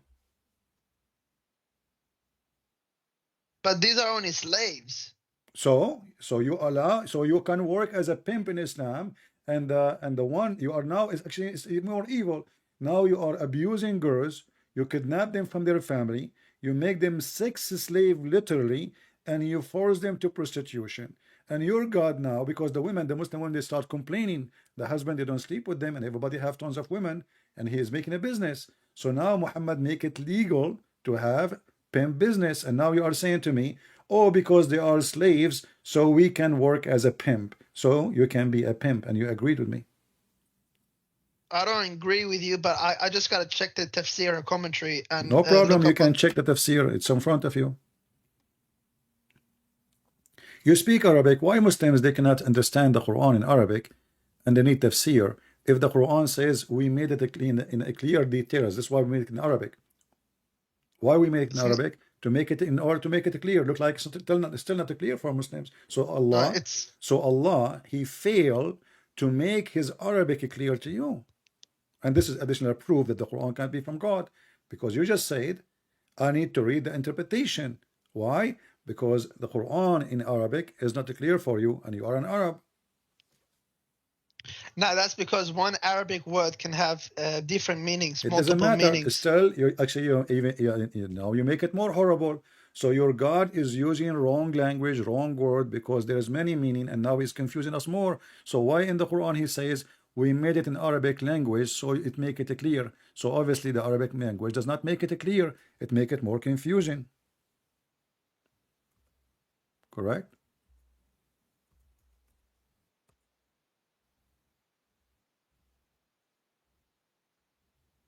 Give me one more. I'm still I'm reading the verse, trying to understand it. No problem. The Quran chapter 12 verse number 2, it says, verily we have sent you down in Arabic Quran in order that you may understand. And obviously you may understand not, even though you are an Arab and you speak Arabic very well, but still you have no idea what the Quran is saying, and you are getting confused. So Allah is a very bad person in Arabic. His Arabic is like a Pakistani guy. He went to Saudi Arabia and he learned to say two words like Sadiq. And Allah now is using the word Sadiq. Yeah, that's what happened. I like it when Muslims laugh, you know.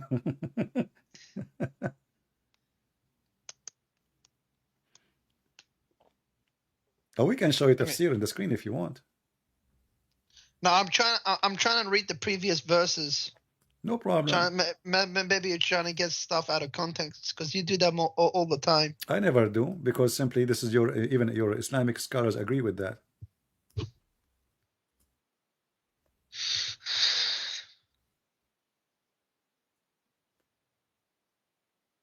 And I think maybe because Allah is allowing pink because they're poor. So they need money to survive. My friend, you see, don't be offended now. I'm just being like sarcastic. You are the smartest person ever in the world who called me. So I am poor, but I have tons of slaves. That makes sense.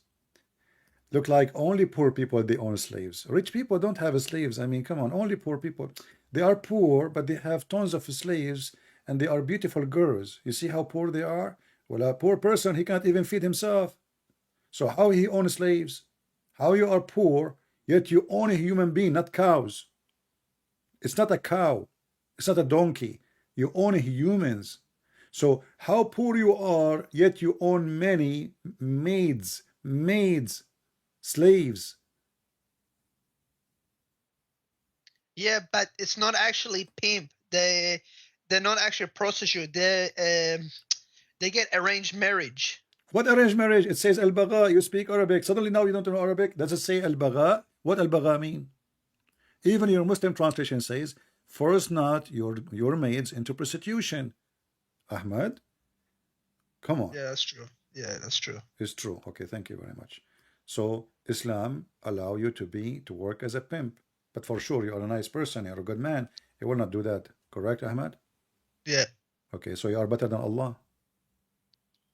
Yep, that's true. But okay, let me tell you one Okay, thing. hold on. Though. Okay, did you just say that's true? So you agree that Allah is a bad person. You just said you are better than Allah. No, I'm not saying that. I'm saying you gotta look into the tafsir, because this could be. My friend, we can look at the tafsir, no was... problem. You know, you speak Arabic, there's no tafsir. I mean, it's easy. Look at the tafsir, open Ibn Kathir and read it. It's the same. And you agreed.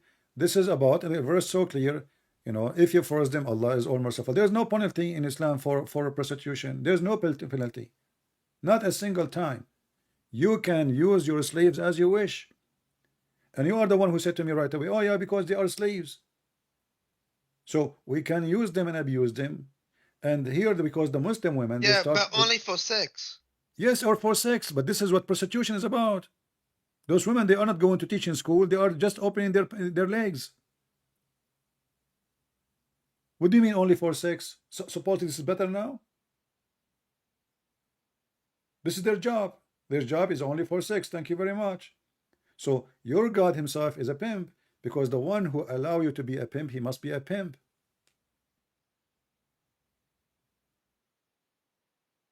What's wrong with that? What's wrong with God is a pimp? You agree that your God is a pimp, and you are saying what's wrong with that?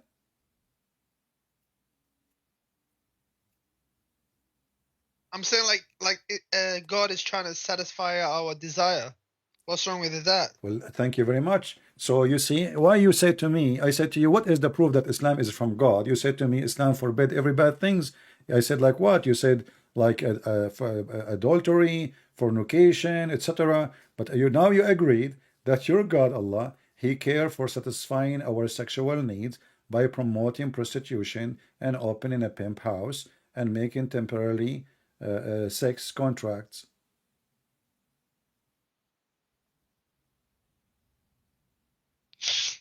So your prophet and your God, they are from the red flags family. They have red flag. The Arab in the old days, in the time of Muhammad, they used to have red flag. If the woman, she is prostitute, she have a red flag in the top of her house, so the customers will know. So your God, Allah himself, his house have a red flag. Incorrect, man. That's incorrect. Okay, that's correct. So why you don't leave Islam, Ahmad? You accept yourself. I mean, I'm sure you are a person of honor. You don't accept such a thing.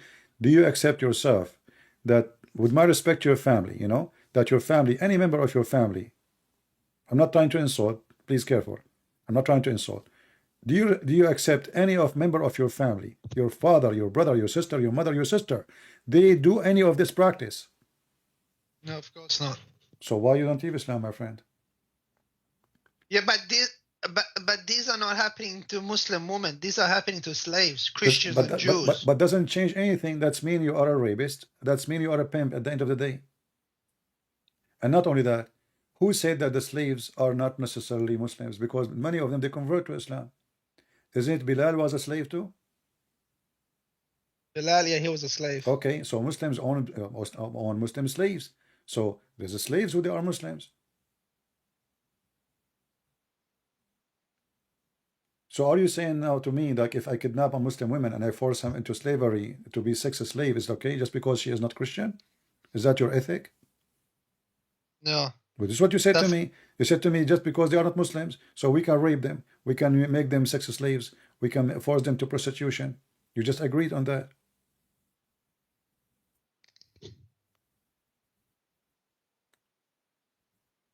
I'm saying maybe this verse was revealed at that time.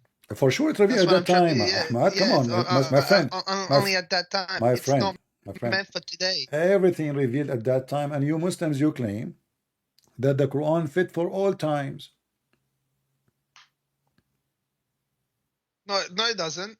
Because doesn't? Mutta doesn't. Mutta was only practiced during the Prophet's lifetime. It's not No, I practiced can anymore. show you hadith where Muhammad practiced it during his life, and then Umar practiced it after his death, and all the caliphate they practice it. If that was the case, then how come the scholars and sheikh have forbidden Mutta? Because they say that the Prophet, he allowed it, he forbid it, he allowed it, he forbid it, he allowed it, he forbid it. But this is in the hadith, and the hadith is how you Muslims, you take a hadith against the Quran. Which one is your God? Is it hadith book or the book of God, which is supposed to be the Quran? Which one you follow? There's no verse in the Quran says don't do muta, correct? The chapter of the muta in the Quran is chapter 4, verse number 24. Yeah, I know. But when that verse was revealed, it was during a certain specific time. No problem. Did Allah reveal a verse against it? Did Allah reveal a verse says don't do muta no more? No. Okay. Did Allah forget or forgot? No. So it's not God. You see, this God is not God, my friend. This God is not God, because if the one who will fix Allah mistakes is Muhammad, that means your God is Muhammad, not Allah. And the Quran says that, you know, the one who take beside Allah lords, he is a mushrik. No, that's not correct. That's not true. Who is your Lord, Allah or Muhammad? Look, whatever the Prophet says comes from God. Show me. Whatever he says, whatever comes from his mouth is the word of God. Show me where it says that whatever comes from the mouth of Muhammad is the word of Allah. Because if it's a word of Allah, it have to be Quran. What comes from the mouth of Muhammad is the Quran as the word of Allah. Even Muhammad himself, and you are a Muslim Sunni, he said, anything else beside the Quran, erase it. Is that correct? Anything besides the Quran, erase it. Erase it, yeah, which means the hadith. Muhammad, he don't want you to write the hadith. Read carefully. This is the hadith in front of us on the screen. It says, don't take down anything from me, and he who took down anything from me except the Quran, he should efface. Do you see it? Efface that. So you Muslims should not follow the Quran, the hadith. You should follow. You should not. You focus on the Quran. Muhammad, you don't want anything to be written except the Quran, based on this hadith. Based on this hadith, but Islam cannot be exist without the hadith. So Muslim, they have to follow, because there's contradiction. And the Quran says you have to obey Allah and the Messenger. And the hadith, different verse says, the one who obeyed the Messenger, I obey got you Allah. busted. I got you busted. How? There is no harm in it. No harm in what? In writing down on what he's saying, narrating what the Prophet is saying. Where it says no harm, what does that mean? Harm, no harm in it. Where is this says? Look at that. Look, do not take down anything from me, and he who took down anything from me except the Quran, he should efface that and narrate from me, for there is no harm in it. Yeah. No, it says, this is, you see, you're just you're reading the English. No harm in it. It says wala haraja. Don't be wala haraj. You see the word haraj, you speak Arabic. Wala haraj, which means there's no problem. Don't worry about erasing. There's no harm. Nobody will harm you. I'm giving the order. So wala haraj. Waman kadhiba alay, you know, the one who would lie about what I say, let him sit in a chair of fire, which means in hell time. So there's no harm in you, which means God will not punish you. That's all. How you got me busted, my friend? You got yourself busted. Can you just go down and see if the hadith is well, this is Sahih Muslim. This is Sahih Muslim. But how can I be sure it's Sahih Muslim? It says there in front of you. It says Sahih Muslim. Hadith number 3004. Hadith number 3004. If you want to read it from right to left, it's 4003. Sorry, can you say the hadith number 3004? All right. Sahih Muslim. Sahih Muslim. Give me one moment. And my friend, I'm showing you, this is sunnah.com. This is your Muslim Sunni website. Sunnah.com. Do you see it? Sunnah.com. So don't worry about it. I mean, you see, it's recorded. People will laugh at me if I'm lying. You yourself, you will laugh. You will spit at me if I'm lying. You know, I mean, come on. This is your Muslim website. This is your translation. That's all right. I'll get you busted. Oh, you insist? Until now, we are 10-0. I got you busted about mut'a, fornication, adultery, and prostitution. And now we will go here. You know, you are saying that you follow your prophet, you don't follow Allah, because the prophet is whatever he speak for Allah. Listen, if Islam is not the truth, yeah, then why is there a mass conversion? Like, for example, look at the example of Andrew Tate. He was a billionaire with a lot of girls. He's a pimp. He heard me saying what we heard, what we said today, that you can be a Muslim pimp. In Christianity, he will go to hell. In Islam, he is a good guy. So he like it because he's a pimp. That's why it's attractive. You know, this guy is a pimp. What do you expect? This guy, the clothes he is wearing, the jacket he's wearing, the pant he's wearing, the shoes he's wearing, the socks he's wearing, the watch he's wearing, and the phone he's holding is from the sweat of the vagina. I mean, how aren't you ashamed, Ahmad, to be proud about such a person? Honestly, he's a pimp. Do you know that? Do you know that this guy, he said the F word to the Quran? He said the F Quran, the F book. We don't follow the F in book. Go watch the video. Who said that? Andrew Tate? Him, yeah. Yeah, but that was before he converted. No, this is when he's speaking about how amazing the Islam. He's a Muslim. The F in word. Okay, so this is what he is. He liked the Quran because he's saying to the Muslims, because you are not following the F in book. You are not following the F Allah. You are not following the F in Prophet. He is rebuking the Muslims. So this is your teacher. This is your master now. But anyway, he is like Muhammad. Muhammad was a pimp too. How was he a pimp? Well, no. Okay, hold on. You agree? Okay. Who is the one who allow you to have sex slave to work as a pimp? You're a prophet, so he must be a pimp too. Where you got your license from? You see, every business, like as an example, there is an organization, or let us say a place, an office where you got your license to work as a teacher, correct? There's a place where you got your license to work as an engineer. So who is the one who gave you the license to be a pimp? Muhammad. In order to be in a specialty of pimping business, he have to be a pimp too. And as long as he agree with it, that's mean he is against our God, but he is agreeing with your God, because you have a God who is a pimp. Isn't it your God? He gave you a promise of a lot of women to have sex with them in heaven. Yeah, what's wrong with that? That's a pimp too. That's a pimp. What is pimp? Pimp is someone, he promised a one man, come to my house. I have a pimp house. You and many women. Can I say something? Say something. Go ahead. At least our heaven is not boring. Your heaven, all you do for eternity is just sing songs. All right. Okay. Well, let us go. Okay. Let us see how boring it is. Your prophet, he promised you that your penis will be endless. Yeah. What's wrong with that? Okay. Let's see how boring it is now, and how fun.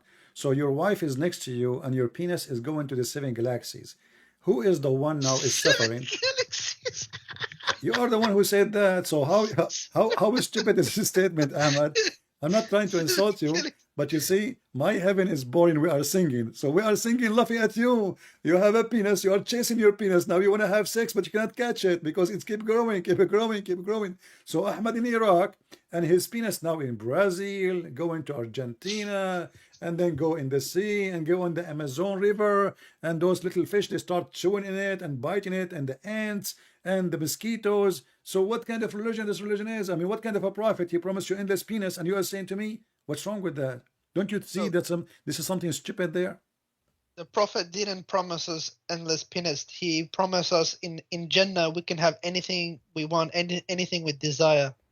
My friend, what if I show you the reference that your prophet, he promised you endless penis?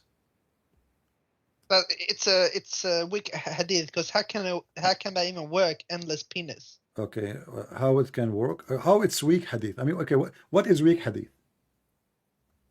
Hadith. It's just like it's not an authentic one. It's not. It's like So you are saying to gibberish. me, that we Muslims, we lie about what the Prophet said. Of course, because there's a lot of enemies of Islam. But you For are saying, example, but who is the yourself. one who wrote it? The Muslims. Not all Muslims are Muslims. Some of them are disguised as Jews. Not all Muslims are Muslims. All right. But those are the Some are scholars. disguised as Jews. But those are the scholars. You know, I'm What do you happy mean that no? What do you mean no? Who is the one who wrote those hadith? The scholars. Okay, okay. Let's read the hadith. Pull it up. All right. Give me a second. But I'm happy, at least in our heaven, we can have anything with desire. But in your heaven, all you do is sing songs for eternity. Don't you get bored singing songs? Well, no, we will not be. Who said we will be singing songs? Where do you get this from? We are going to be living with the glory of the Lord, and His glory cannot be compared. Who is the one who gave us all the joy in our life? Who is the one? You said songs, right? Who is the one who gave you the joy of music? God. Who is the one who gave you the joy of food? God. All the joy you have is from God. So you are saying that God who gave us all joys, He cannot give us better joy than prostitution and sex. But it's not sex. It's sex with houris. It's sex. What's sex with hori? It's sex. It's sex. What's wrong with that? Yeah. So what do you mean? What's wrong? You keep saying to me, what's wrong with that? You're in heaven. You can do whatever you like. There is no sin in heaven. Did you call me before? What's that? Did you call me before? No. Because this is the same statement I heard from a Muslim before, saying exactly the same thing, that there is no sin in heaven. Yeah, because you can't sin in heaven. Everyone's sinless. Exactly. No. You said there is no sin in heaven. What? So in heaven you can have sex with your mother. You can have sex with your sister. No, you can't, because why? Because, like, for example, okay, what is your sect? You can't do evil work. You can't do evil things. Ahmad, for example, what is your sect? What is your sect? Hanbali. I'm Sunni. Hanbali. Okay. What if I show you that if a Muslim person, he had sex with his mother or even his daughter, especially the daughter from adultery, it's okay. Not in heaven, here in earth. Can you block the chat, because they're being really disrespectful about the Prophet? Don't look. We don't. Ahmad, here we don't respect your Prophet. Nobody respected. What? Yeah, nobody respects. Don't look at the chat. Don't look at the chat. You don't respect us too. You make fun of us. You are calling me names. Oh. You call me names. You just made fun of me. You said, your heaven is boring, etc. Blah blah blah blah. So I did not complain. So you're calling Christian Prince. I don't respect your Prophet. Your Prophet is a pervert. That's what the whole conversation is about, your Prophet being a pimp, and now you get upset, and you agreed. If I say to you now, your Prophet have sex with a child, can you refuse to say that your Prophet is a pedophile? No, he's not a pedophile. So what pedophile mean? Explain to me pedophile. At that time, you gotta look at things at context. Okay, so you are saying to me, at that time your Prophet was pedophile. At that time. No, I'm saying at that time it was normal. If it wasn't normal, or if it was a disgusting thing, the Arabs would have done something. Or they would have wrote it down. Wait. Why a man at that time, at the age of 54, he go after a girl she is 6 years old at that time? That's because he wanted to bond the Muslims together. What? Abu Bakr is already a Muslim. He believes in him. He's following him. You do not need to sleep with his daughter. And he have another daughter, an older daughter. Why he did not go for the old one? Why he took the child? She's not a child. She's 9 She's years 6 years old. old. She's 6 At years that old. time, She is 6 years old. yeah, she's 6. But he consummated the marriage when she was 9. But he married her. Okay, from 6 to 9, he was molesting her from 6 to 9. Because she could not, you know, this is mean it was his private decision, not his God telling him at 9. He could not do it when she is 6. She will die. He will kill her. So he was molesting her until she is a little bit bigger, and then he raped her. It says he married her. He married her. Listen, he married her, not engaged. He married her at the age of 6. So okay, listen. at the age of 6, she was his wife. Don't you think if the Prophet did anything wrong to Aisha, she would have wrote it in Hadith and would have said something? Okay, well, Aisha, she said many things about Muhammad. You see, as an example, but Aisha has never said anything bad about him. You want to bet? Yeah, let's bet. Okay. Read with me this hadith. I will put it for you on screen. When he made the verses about any woman she can offer herself to the Prophet. You know that, right? Your Prophet, he made verses. About what? About women they can offer themselves so he can sleep with them, he can F them. Oh. Yeah, in the Quran. We will go for that then. But your Prophet wife, she said to Muhammad, I see that your Lord, he hastened for your sexual desire. Read with me carefully. Aisha, she said, being jealous of women who offer themselves to God messenger, I ask, does a woman offer herself, which means a woman have an honor? Only hookers they do that. Okay. Then do you have that on the screen? I can't see it. You will see it. It's going to come to you. Then when God the Most High sent down, you may defer any of them you wish and take yourself any you wish. And if you desire, you have set aside, no sin is chargeable to you. Quran chapter 33 verse 51 said, she said to Muhammad, it seemed to me that your Lord hastened to satisfy your desire. Do you see it? Yeah, Allah will do anything for Muhammad. Exactly. For Muhammad. What exactly he will do? He make him officially a big pimp, and he make a verses for him that Muslim women, they can offer themselves so they can sleep with the Prophet. And Aisha, she said, it looked like your God, he is just rushing to satisfy your penis desire. Astaghfirullah. Astaghfirullah. It's in front of you, and you agreed, and you just said to me, yes, the Prophet, Allah, he will not hesitate to do anything for him. To do what? To do what? The guy already have 13 wives. Why he need more women? What does this have to do with God? When I asked you why he took Aisha, he said to make bond between Muslims, but those are just women. Oh, they are Muslims already. Any believing woman, she offer herself to the Prophet. To do what? To sleep with her. What does this have to do with God? What does this have to do with serving the religion? How that will serve anything? Women now, they are lying up in the front of Muhammad's house. They want to sleep with him. Why? Because if they sleep with him, they will have a free food forever. They will have a free housing, because now they are the women of the Prophet. They are his mistress. So your Prophet making verses about his sexual desire is additional proof that he is a false prophet. All cult leaders, they share two things. They want your money and your women. Okay, if he was a cult leader, how come he lived a poor life? How come he lived a humble life? What poor life? He lived the wives, my life. friend. What are you talking about?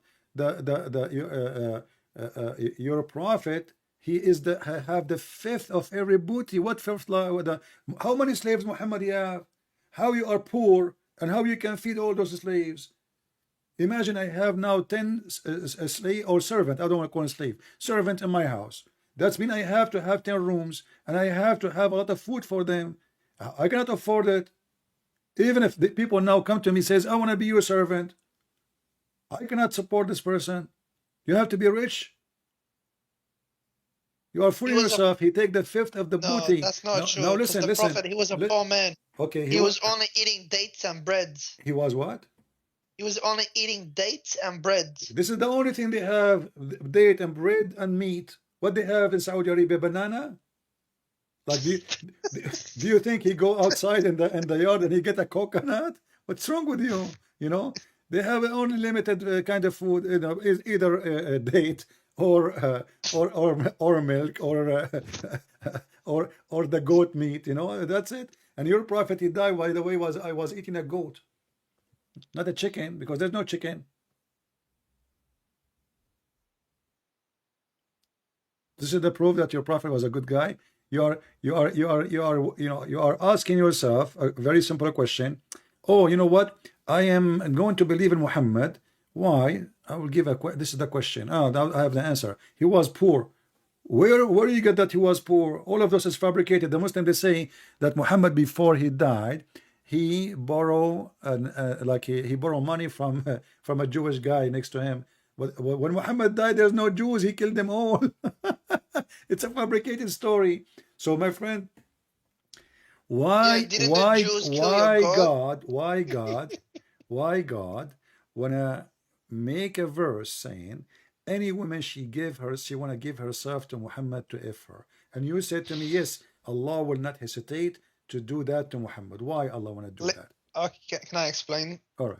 What I think this is like, for example, like if a girl, like if a woman, she's a widow, or she's poor, or she can't look after herself, she will offer herself to the prophet. So now the prophet, he will all of them, they are widows, right? But he did not say a widow. He said any believing women, she like to offer herself to the prophet. Believing, not a widow. Secondly, can you, as a Muslim, have the same privilege, or this is only privilege for Muhammad? This is only the privilege for the prophet. Why? I thought you want to help the widows now. How many widows, Muhammad? How many widows? Look at your agenda. How funny it is, Ahmad. How many widows Muhammad he can have? And there is nobody speak about. What would I say? It was widows. What about all the Muslims that do that to the widows? But Muhammad have unlimited. Muhammad have unlimited numbers of women. There's no limit. Yeah. Okay. Why you don't have unlimited too? Isn't he a Muslim like you? Is he above Islam? He's the last prophet. He's the last messenger. So what? A last prophet, but you don't follow his religion. Muhammad don't follow his religion. His religion says you can marry only 4. What kind of a prophet? He is the last one to follow what he say. He's above. He's above Allah. Exactly. He's your God. Allah. Muhammad, so you see what happened now? You prove to us that Muhammad is above Islam, above Allah, and he is the one who live as he wish. He fabricate his own law, and you Muslims, you have different law. So Muhammad have a law, you don't have the same law. So you have 2 religions. You have Islam for Muhammad and Islam for Muslims. Islam for Muhammad, unlimited sex, unlimited women, unlimited money, unlimited everything. He can break the oath. He can lie. He can even have sex with his own wife's son. What do you think about a person? He go to his wife, the son of his wife, the wife of his son, and he flirt with her when the husband was not there.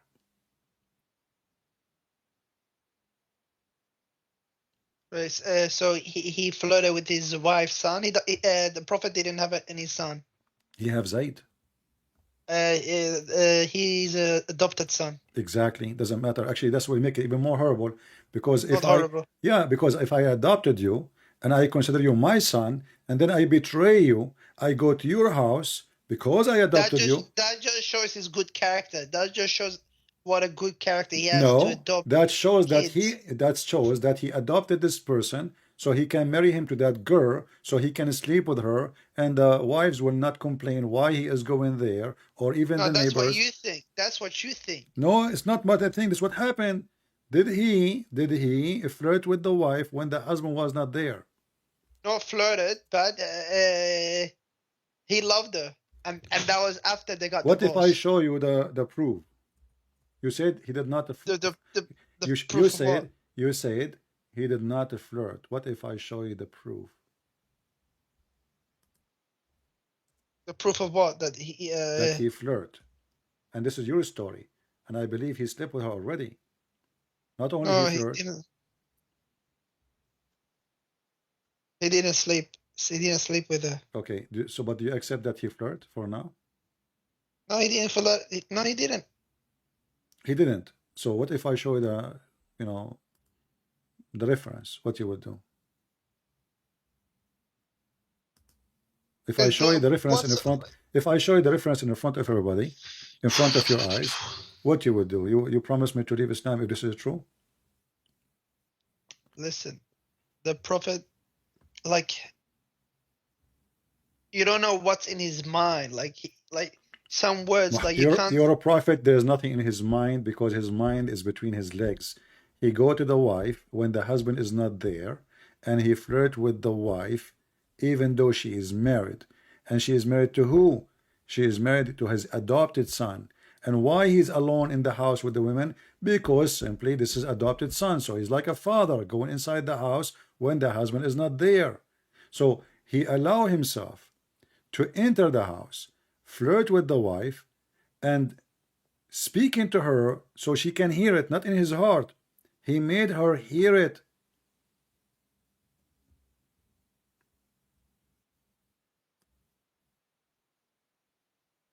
What say you?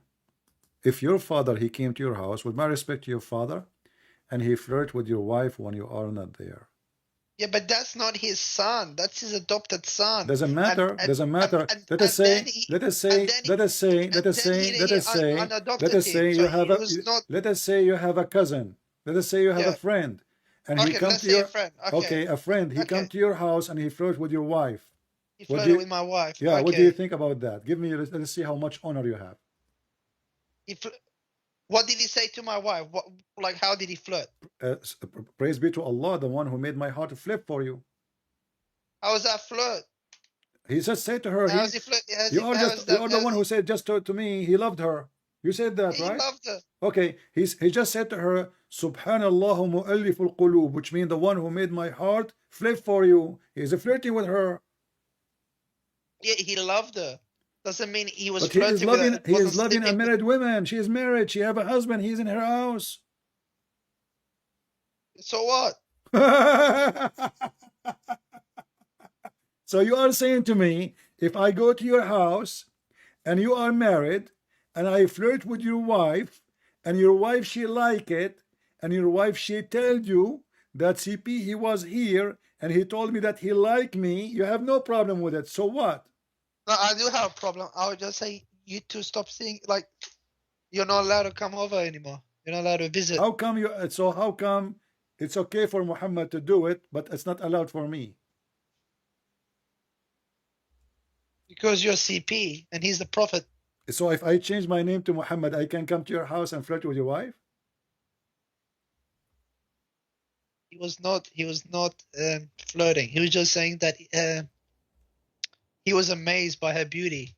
Because she was really so he white. is not flirting. He's looking at her ass. He like her ass. Wow, you have a nice ass. The wife of my son. MashaAllah, MashaAllah. Your ass is so beautiful. It's round. It's round like my table. So you are saying to us, look, guys, did you see? He was amazed with her beauty. A woman, she is married, and this is the decent prophet. He go to a married wife in the house of the husband. It doesn't matter who is this husband. And he flirt with the wife, and he made her hear him. And not only that, is it true that Zayd, at that night when he come home, he tried to sleep with Zainab, and then his penis is swell? I don't know about that. What if we prove it? That this is a miracle of Allah. He made the penis of Zayd swell because the prophet, he wished to have sex with Zainab, so Allah will not allow a husband to sleep with her no more. So the guy, he take off his pant, his wife, she is laying down, she, ready for the position. The guy, he tried to touch it. Whoa, they start screaming because his penis is swell from pain. This is a miracle of the prophet of Allah and his God. The husband penis is swell. What if I show you the proof? I don't think it's. I think I heard. I read this before. It's a weak hadith. I'm sorry. It's not a weak hadith. First of all, no, it's not. And this is Tafsir al-Qurtubi. Anything is embarrassing, the Muslim, they say weak hadith. My friend, you are weak. Your prophet is weak. Your God is weak. And his penis is weak. And by the way, he was not able to sleep with her. But look at this. Okay. If my God is weak, why All did right, he hold on. conquer the world? Read with me. Read with me. He conquered nothing. He conquered nothing. He died like a rat. And then the Muslim after that, they start, and not only the Muslim, the Arab, the Muslims who they are not Muslims, those the Genghis Khan and the Tatar, and those who came and they conquer Islam anyway, and they use Islam again to conquer more. But it's not the Prophet. Look The what's Prophet happening in conquered Europe. nobody, my friend. The Prophet, he just controlled the Arabian Peninsula, and when he went to attack the Roman, he lost and he came back. Let us focus here. Read with me. It says here في بعض الروايات أن زيدا تورم ذلك منه حين أراد أن يقربها. What do you think? It says here قالت زينب أمسى زيد فأوى إلى فراشه قالت زينب ولم يستطعني زيد وما امتنع منه غير ما منعه الله مني فلا يقدر علي. So the guy, the husband, he came to have sex with the wife, Zainab, but he could not. Zainab, she said, he could not do it because Allah forbid him from doing it. He forced him not to do it. How? She explained, she said, أن زيدا تورم ذلك منه حين أراد أن يقربها. So the second he started to get close to her, when he got close to her, his penis swell, he would stay away, his penis go back normal. What do you think about this miracle? It's a miracle. Okay. Have you ever think about the miracle of why you don't Muslims why you don't promise me, Ahmad, to make a video about how Allah made the penis swell? Miracle, call it miracle, the penis swell miracle. Astaghfirullah. What astaghfirullah? You just said it's a miracle. Isn't it you? And why Allah don't want a man who is married to a woman to sleep with his wife? Why? Just because the Prophet, he flirted with her? And this is Tafsir al-Qurtubi in front of you, and this is the official government website of Saudi Arabia. Page number 423.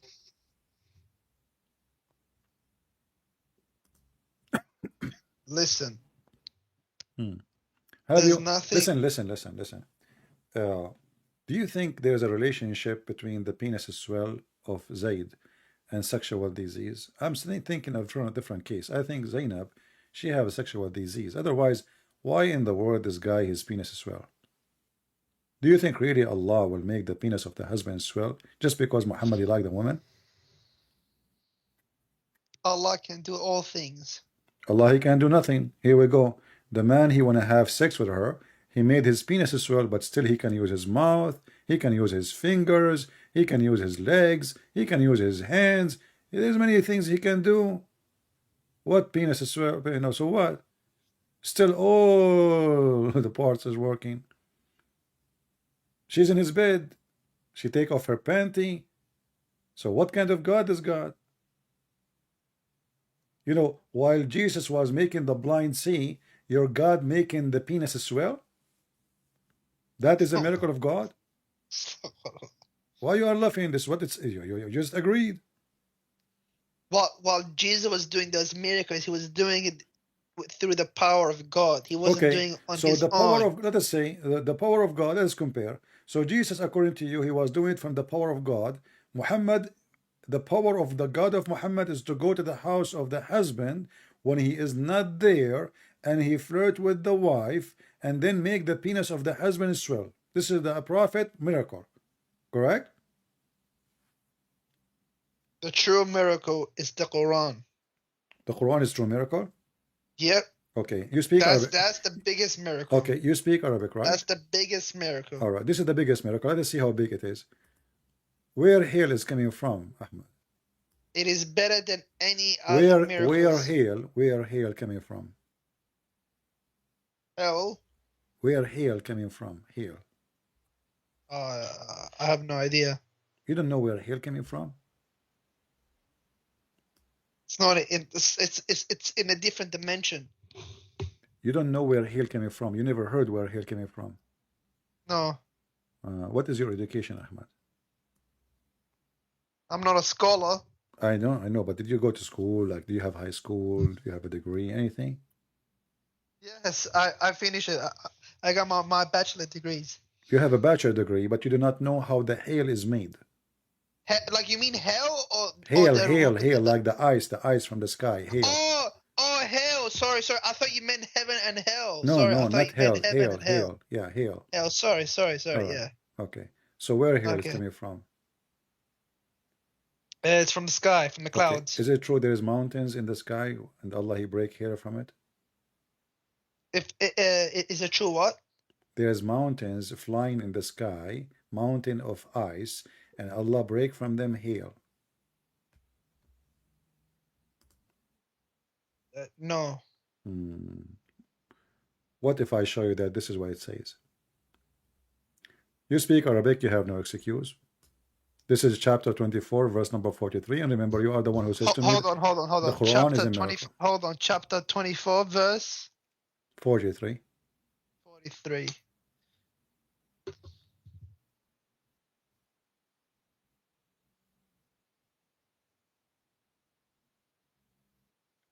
All right, what's wrong with that What's wrong with that particular verse? It says, verse? وَيُنْزِلُ مِنَ السَّمَاءِ مِنْ جِبَالٍ فِيهَا مِنْ بَرَدٍ فَيُصِيبُ بِهِ مَنْ يَشَاءُ. He sent down from the sky, from mountains in it, from hail to hit with it. Where the hail coming from?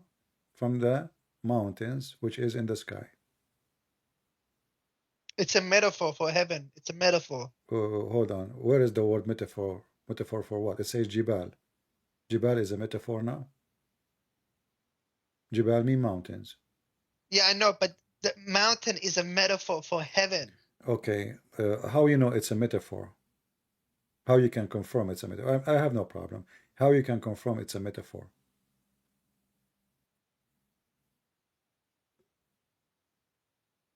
You know, I'm reading it and I'll explain it to you.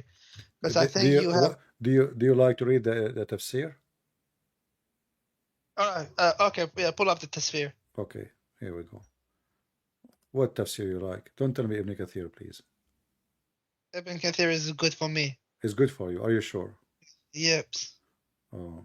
Well, I wanted to show you other one, but sadly you chose Ibn Kathir, which I don't like really. But I will go to Ibn Kathir. But remember, you are the one who choose it now. Chapter 24, verse number 43.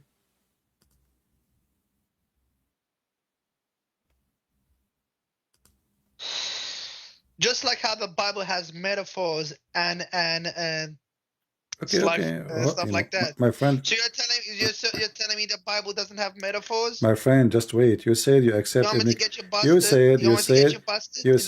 You said you accept Ibn Kathir, correct? Yes. All right. Everybody heard you. This is your wish. You got what you deserve. You got what you asked for. Can you block the chat? They're don't telling me I need look at the chat. Don't look at chat. Focus with me. You have a problem here now. You just told me open Ibn Kathir and you like Ibn Kathir, and this is Ibn Kathir. Read with me. It says here, from men, this is men in Arabic, and of men, ice means there are mountains of hail in the sky which Allah sent down ice. And you said to me, you accept Ibn Kathir. And I told you, please don't ask me for Ibn Kathir. Please don't. You said, no, Ibn Kathir is good for me. I said, please don't. You said, no, Ibn Kathir is good for me. I said, I don't like Ibn Kathir. You said, no, Ibn Kathir is good for me. So this is Ibn Kathir is saying that mean there are mountains of hail in heaven. You see it? Mean there are mountains of hail in the sky which Allah He sent down ice from it. So why you said to me it's a metaphor when the fact it's not? This is Ibn Kathir. This is your friend Ibn Kathir. Yeah, I know, but look, if you continue reading Ibn Kathir, he agrees with me. As for those who say that mountains here is used as metaphor for clouds. It says here, as for those who say that mountain here is used for metaphor, they think that the second men is also used to describe, but he's saying they are wrong. He's saying there's some they say that, but they are wrong. He is giving you the meaning. The meaning is no, he sent ice from mountains in heaven. But those who say it's a metaphor, well, they are wrong, they are dummy, they are stupid. And Allah knows best. And the Arabic is so clear, and you speak Arabic. How it can be? So Muslims, they try to fix it, they make it more blind. We can open Al-Qurtubi, we can open Al-Jalalain. Okay, open Jalalain. Okay, so Jalalain now is better than Ibn Kathir? Not better, but he may have a different opinion. All right, let us see. You have different opinions, so Islam is religion of opinion. How you can follow this religion if you do not know except opinion? So everybody give his opinion, right? Okay, read, here we go. This is a Jalalain, and this one you said, okay, open a Jalalain. It says, he sent down from the heaven out of mountains, min jibalin, min extra, therein. So he sent what? He sent from the sky, from off the mountain, out of the mountain. Do you see it? Let me zoom in. You see it? So he's confirming the same. So Allah, he sent down out of mountains, he sent hail. He sent hail and he submit at the one he don't like. All right, no problem. What do you mean no problem? You have to leave Islam now. You just told me that I'm going to copy this down. I'm going to copy this down and I'll give it to him. What do you mean you want to copy this one? It's in front of you. Ahmad, you be honest with me. You know, either this is coming from God or this is coming from a scam. What kind of God he says such a thing? What if I give you the biggest proof of Islam? What is that? Destroy me. Hit me. Okay, let me just, before I tell you, don't tell me first, can I guys. Copy this down? Don't tell me. I want to copy this down. Don't tell me. What chapter and verse is this? Don't tell me yet. Don't tell me yet. People, he will give me the biggest proof of Islam. Are you ready? Please invite more people. The biggest proof of Islam. Ahmad, go. We are waiting. We are excited. Yeah, you're gonna be excited because. All right. All right, let me tell you. One of the biggest reasons is the scientific miracles. Look what we are showing you now. Isn't this a scientific miracle? This is science now. He sent down hail from mountains, and you are saying to me that the biggest proof of Islam to be from God is scientific miracle. What kind of God? He think there's a flying mountains in the heaven and he break ice from them. Okay, give me a scientific miracle, my friend. Go ahead. That's no problem. Look, listen. You gotta read it. It's you can't pick it out of context. I'm not. I'm reading your Islamic interpretation. This is not me. I'm just reading your Islamic interpretation. I did not say anything. In the front of me in the screen it says he sent down from heaven out of mountains. It's not me who is saying that. He sent down hail and he submit this hail into the one he don't like. Very simple. So what do you mean I'm taking things out? This is what it says.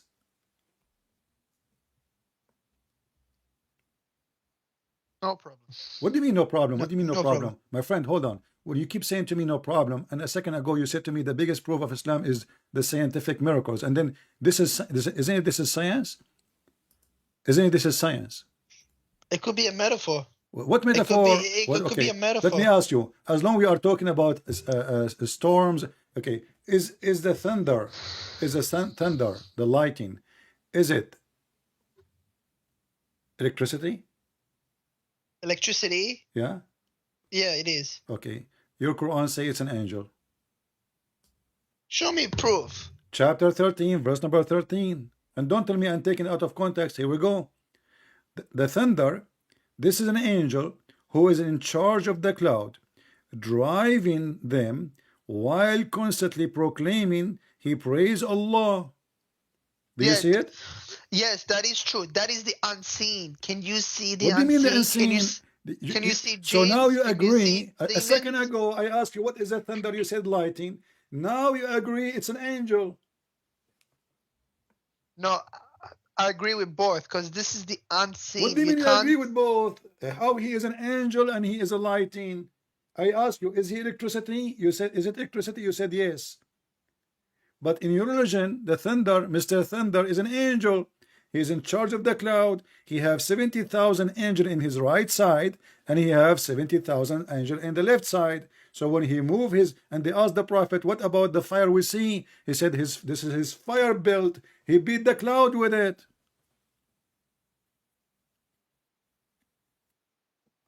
Yeah, that is true. Nothing is wrong with that. I agree. That's true. My friend, you just proved to us that Islam is scientific. Thank you very much.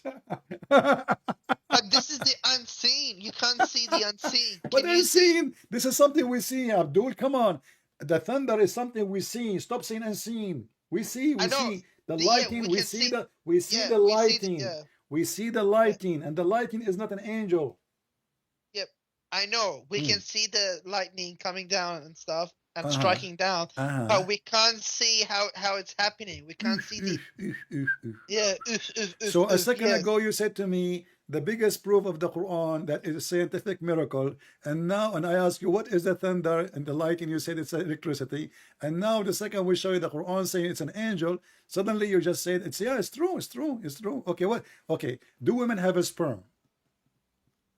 See how I got you busted and you want to change conversation? Exactly.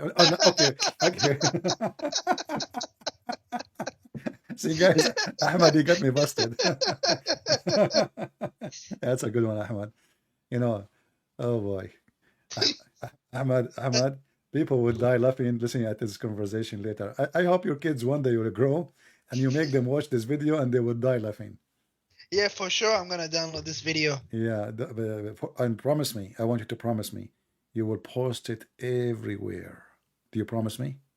Yeah, I'll post on Islamic forums. Do you promise me to post it not on the Islamic forum, like, you know, like famous ones, Zakir Naik? What do you think about Zakir Naik? I don't really like him. Why you don't like him? He's handsome. I like the Arab scholars, not the Pakistani scholars. You like Arab scholar because they are more idiot? What Arab scholar? Because what, like who Arab scholar? Name one for me. I never heard of Arab scholar. Like who? Oh, you want to name you one? Mufti Menk. Mufti Menk is an Arab scholar? This guy is from South Africa. Yeah, he's South Africa. He was born in South Africa. Okay, he's so Arab. he's an Arab? Okay. All right. Yeah. Okay, so what about you do this? What about you go to Mufti Menk and ask him if he dare to call me and debate me? He will destroy you in the speed of light. Listen, if he in 1 minute. No, hold on. Don't tell me speed of light. In the speed of the angel, Mr. Thunder. Okay, as long. Okay, hold on. As long he can. Don't you believe in demons? You're Muslim, but demon is not lighting. But that have to do with lighting. And you Muslim don't believe in demon. You don't have demon. You believe in genie, and genie sleep with your women. It's not genie. It's jinn. Genie in English. Genie in the ball. You keep saying genie. Like okay, hold on. As long as we mention genie, is it true that your prophet he was a bunch of black people? They ride your prophet. Astaghfirullah. What if I show you the reference? CP, I said, let's be respectful, man. I don't respect your prophet, and you know that from the beginning. I'm talking about your prophet, not about you. So what if I show you the proof? There is no proof. What if I show you the proof in the front of everybody? The chat is being disrespectful. They keep laughing. You are making excuse, so maybe you want to hang up and run. I don't care. This is your business. What if I show you the proof right now that a bunch of African naked men, they were naked, totally naked, wearing no clothing, they were riding your prophet all day long, one after one, non-stop, to the point your prophet, he could not move at the end of the day. We do not know what they were doing when they are on the top of him, but we go by the hadith. The hadith says they were riding him. They rode him. And you say, Astaghfirullah. I say to you, what if I show you the proof? Astaghfirullah. Okay, I'm asking you, do you like me to show you the proof? You said to me you are a hanbali, correct? Yeah. Well, here we go. This is Ibn Hanbal, your master. You follow him.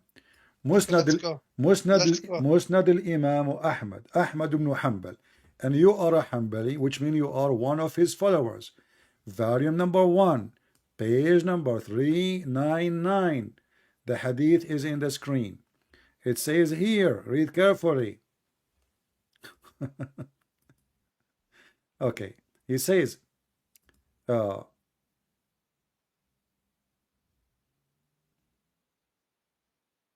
can you hide the chat? read. Forget about the chat. Focus with me on the screen. Read with me the I want to video. hide the chat because the chat Stop is on the screen. Chat. I want to You hide can stop the chat it. first. This is an excuse. You can stop the chat. You can exit the chat. Oh, yeah. Read with me. Chat. It says, I just exited the chat.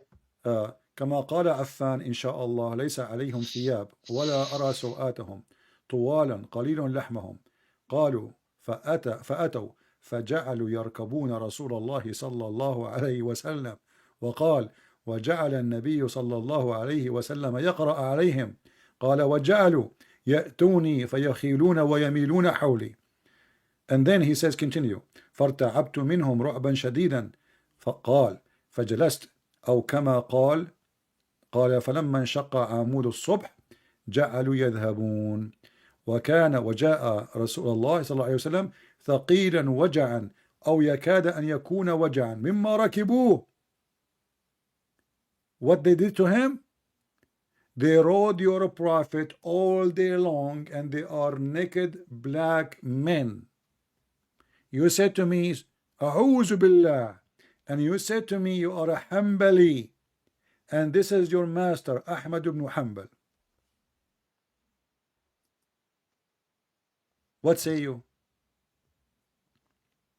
And I will post the link for everybody in the chat. You can use Google Translation. You speak in Arabic. You do not need translation.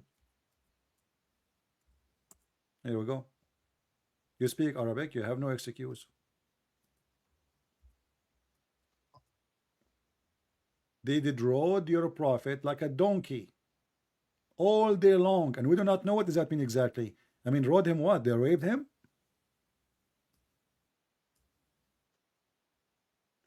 Until he cannot even move and he have a lot of pain. They keep doing that all day, all night until the morning.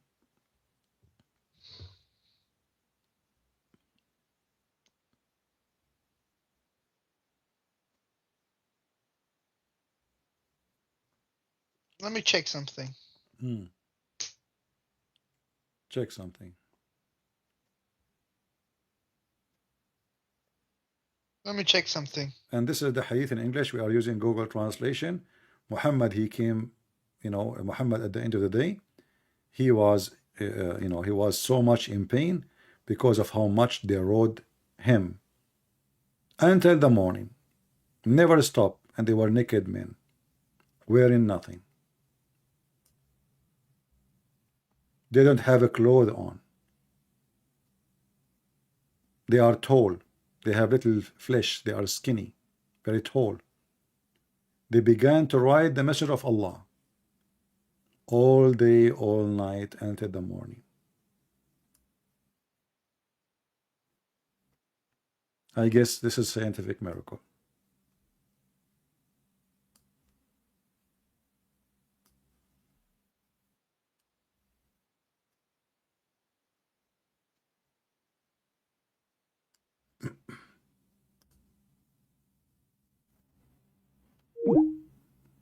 He hang up. He hang up. Ta ta ta ta ta ta ta ta ta. We guys, ladies and gentlemen, we will have a funeral house open between 9 to 11. Please send your flowers. Our brother Ahmad, he had a heart attack. He could not believe that he's a prophet been rode by a bunch of naked men. Amazing prophet, beautiful. They rode him all day long. And what make it more funny, he said that he is Hanbali. He is from the follower of this guy. He cannot deny him. He cannot say I don't follow him. This is Ahmad ibn Hanbal. I asked him, what is your sect? He said, I am Hanbali.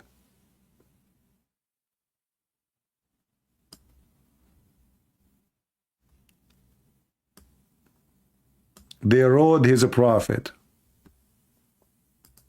like a donkey. I hope Ahmad is fine. I hope he will take some medicine. I hope he will eat better. He called me, he was excited, he wanted to get me busted, and obviously he did. And now, let us begin to ride the messenger of Allah. Who want to take it first? The first round. My friend, we are victorious by his name. His name is Jesus. He is the Christ. He is the Holy. He is our Lord. He is our Savior. Your prophet is a pervert. He's an idiot. He's a liar. Everything about him proving him to be devilish. While Jesus, he cast demon. Muhammad, he mean rode by whoever who they are. They were riding him all day night. When the demon, they see Jesus, they said to him, what do you want from us, Christ, the Son of God? They knew who was he. He cast him as easy as saying a word. And they jump over the cliff. In the case of your prophet, they were riding him, and he was, it says here, he was reciting for them. He was reciting Quran, but nothing worked. His Quran is not working. He recited to them. His Quran is fake, has no power.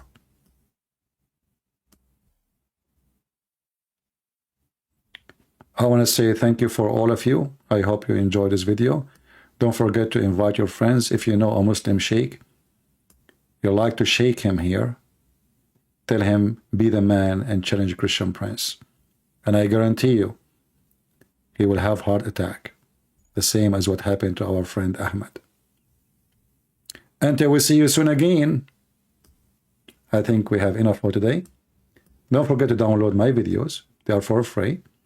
And you can join us in Patreon. It's for free too.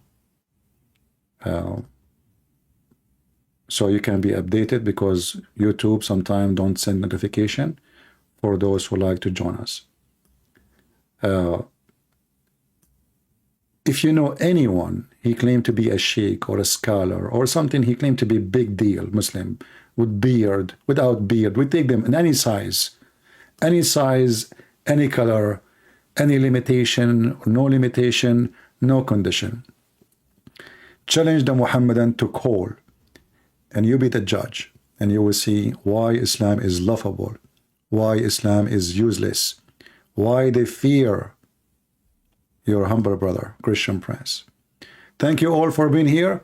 May the Lord bless you all, and this is your brother, Christian Prince, was serving you humbly for today. Christ is Lord. He is our Savior.